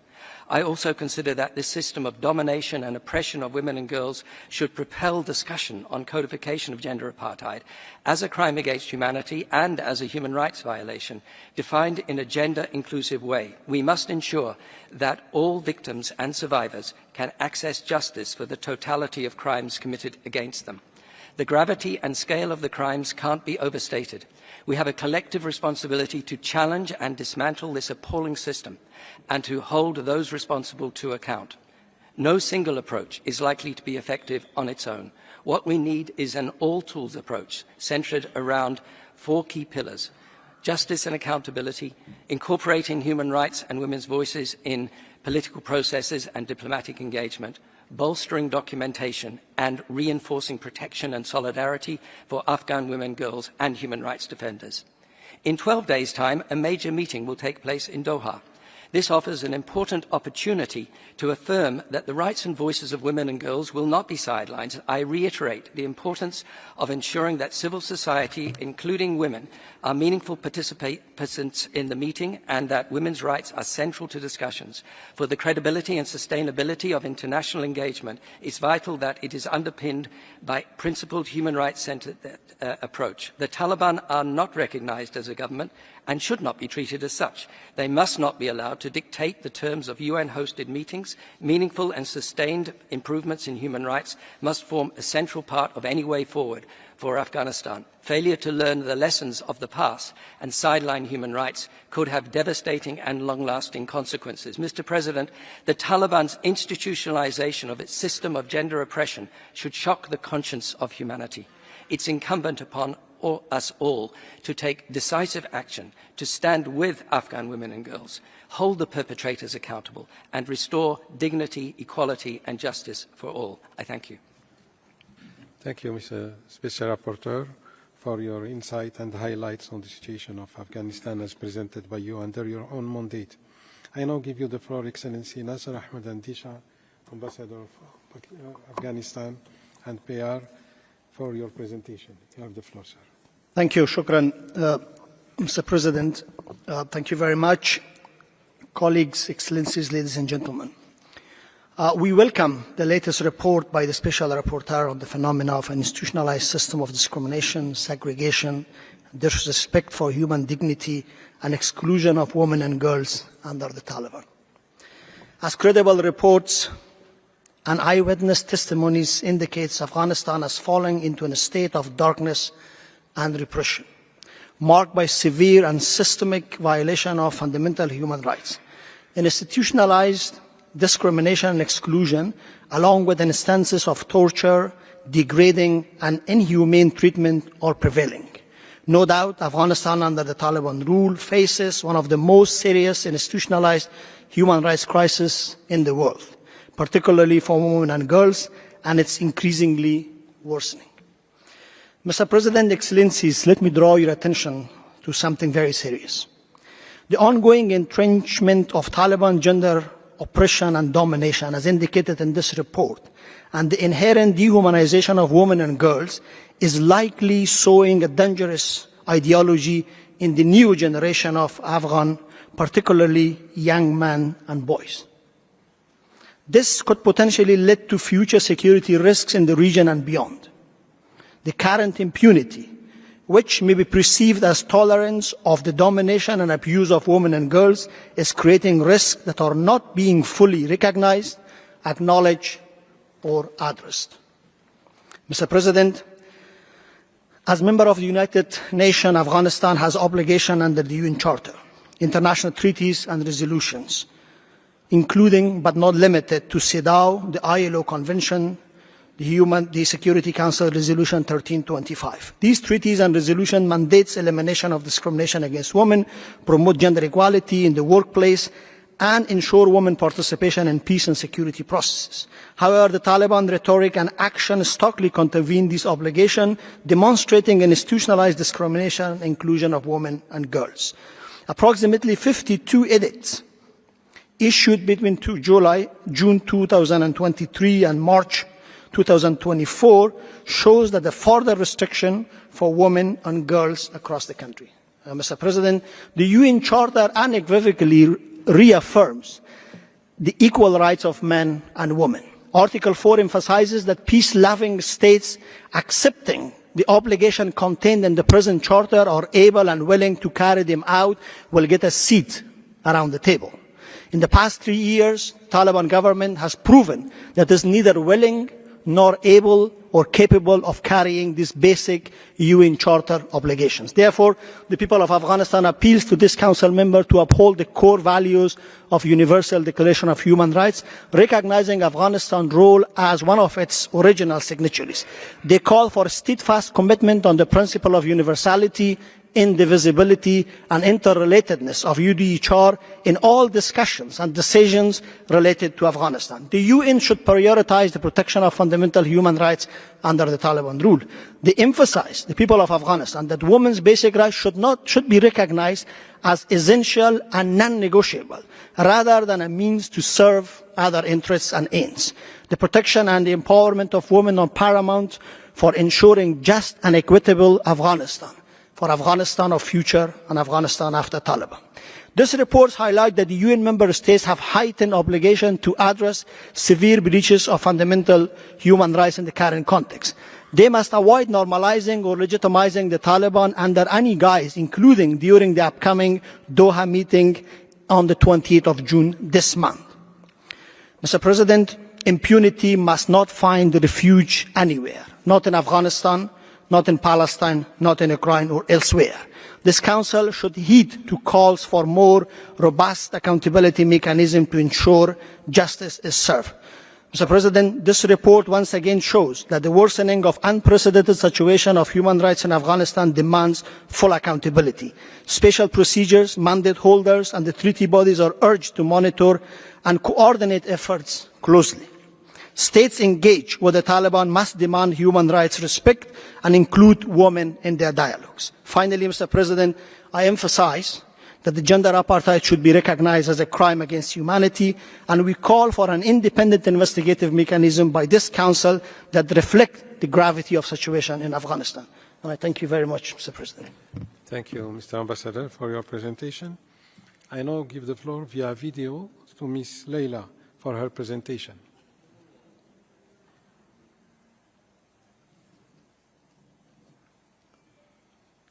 Could we launch the video message of Ms. Leila?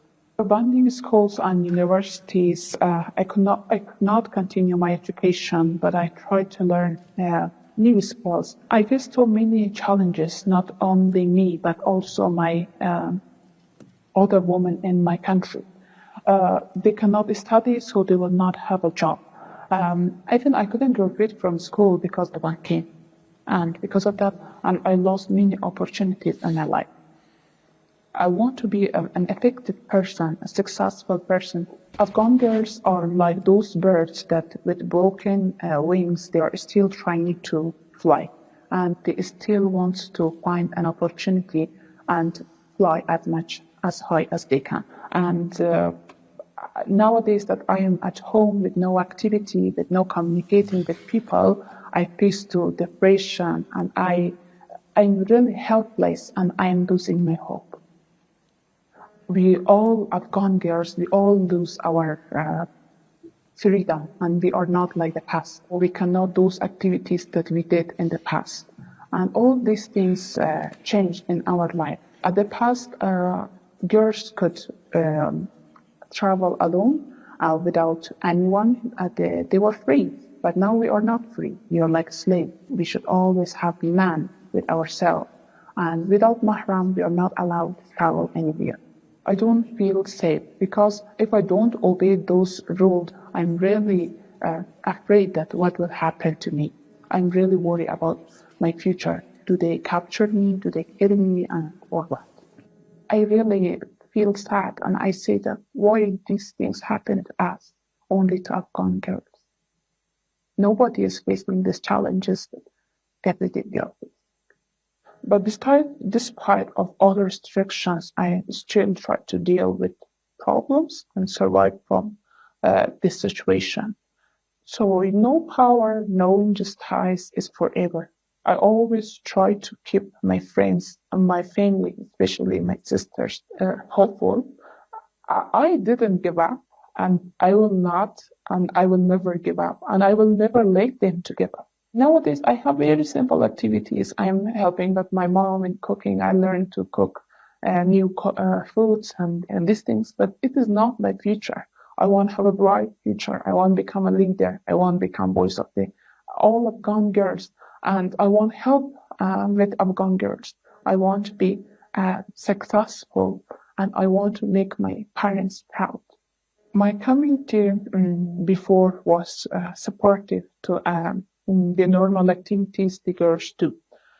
After changing the regime, their minds and the way of their thinking also changed. I mean the girls. At the past, they thought that they should be successful, they should be a leader, they should make their parents proud. But now they cannot.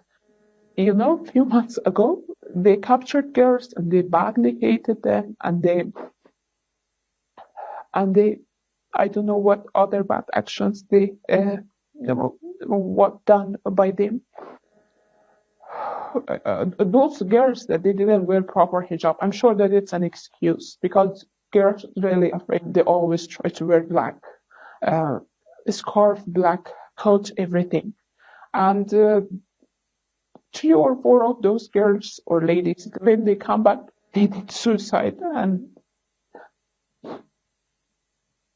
when a person wants to do suicide, when there is no hope in human beings' life, at the time they choose this option to do suicide. Most of my friends nowadays, they got married, they become mother, and they have a baby. And so most of the ladies have lost their hopes of studying, and they choose to do early marriage. If I get married soon, at that time, I'm sure that in the future, I will be a weak mother, and my children will not be proud of me.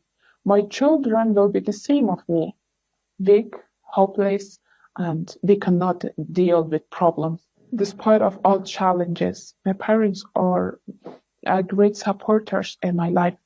I really want to become a leader, and I want to be the voice of all Afghan girls like me. They try to deal with problems, and they don't want to give up, and they still want to have hope, and they don't want to give up.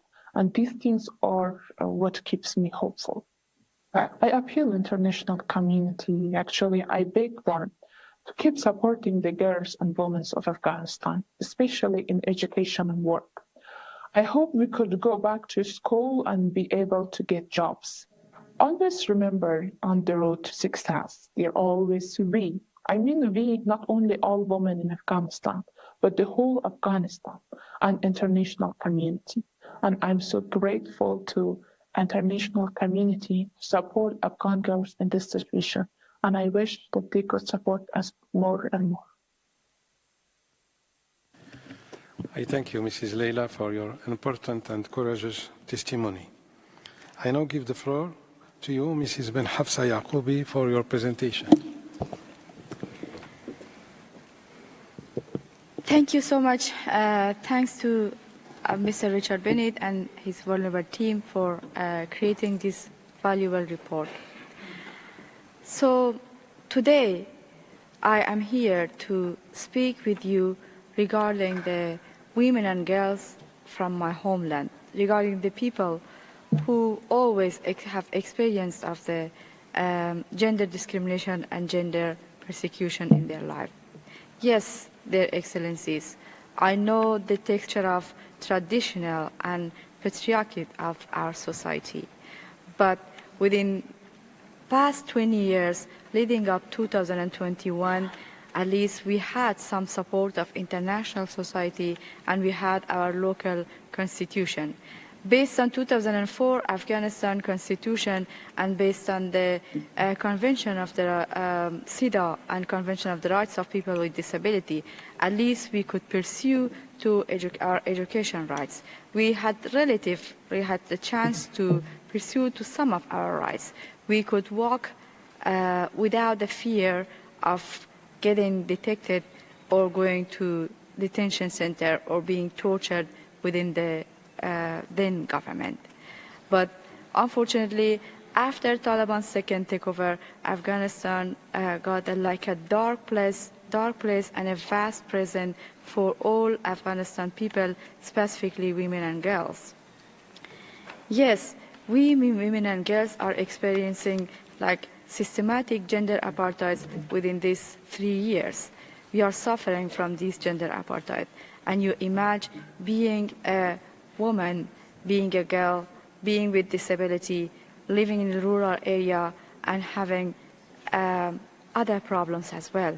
I'm trying to draw your attention to a woman life which I named her Amina. Amina has 5 daughters. One of them has physical impairment, and then she had her own job, but nowadays she doesn't have any job. She's at home, and the thing that she is worried about it, she told me that she wanted to at least have one day without worry regarding her daughters, not to be obliged to go to forced marriage just because of their poverty and because of their disability.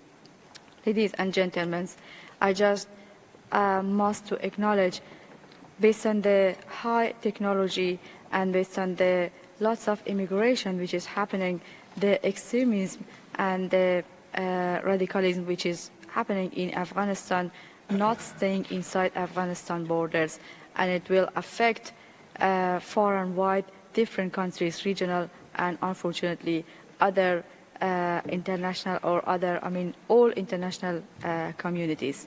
I'm going to say we all Afghan citizens who we are inside the country or we are waiting in a bridging countries for our last destiny, and even the people who are in the third country and we are living in exile, we all of us victim of radicalism, victim of gender apartheid, victim of problems, challenges with the ruling system made for us. But still, we have the power. We have the power to make the de facto government responsive one, not only for Afghanistan nation, but for all international society. So let's join hands together to make Afghanistan a better place for all women and girls and for all nations. For this, we request, 1, no retreat from international accepted human rights law and regulations while engaging with the Taliban.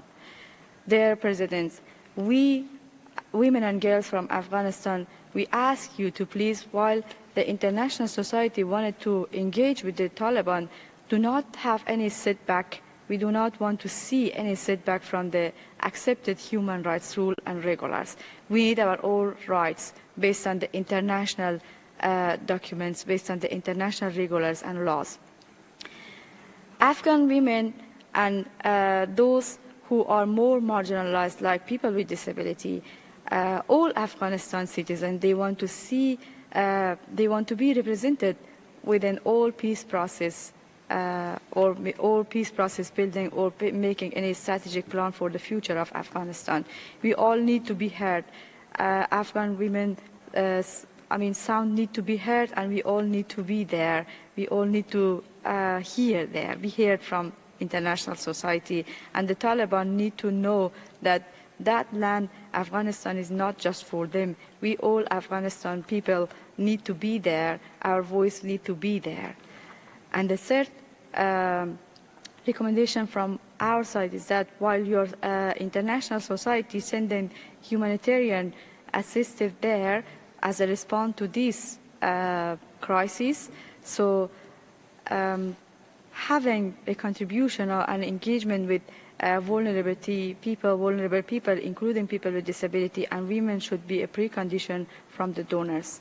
So let's join hands together again to make all world a much better place for all women and girls, including my land, Afghanistan. Thank you. Je vous remercie, Madame Jacobi. Thank you very much, Madam. Excellencies, ladies and gentlemen, time has not been on our side. We will have to stop things here.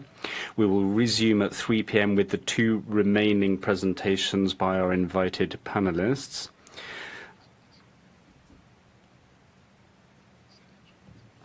As well as from the Deputy High Commissioner. And of course, this afternoon, having heard from our remaining invited speakers, we will hear from the list of speakers who have signed up for this interactive discussion. In the interim, I hope you enjoy your lunch, and I will see you again at 3 p.m. So this morning's meeting of the first meeting of the 56th session of the Human Rights Council stands adjourned. Thank you once again.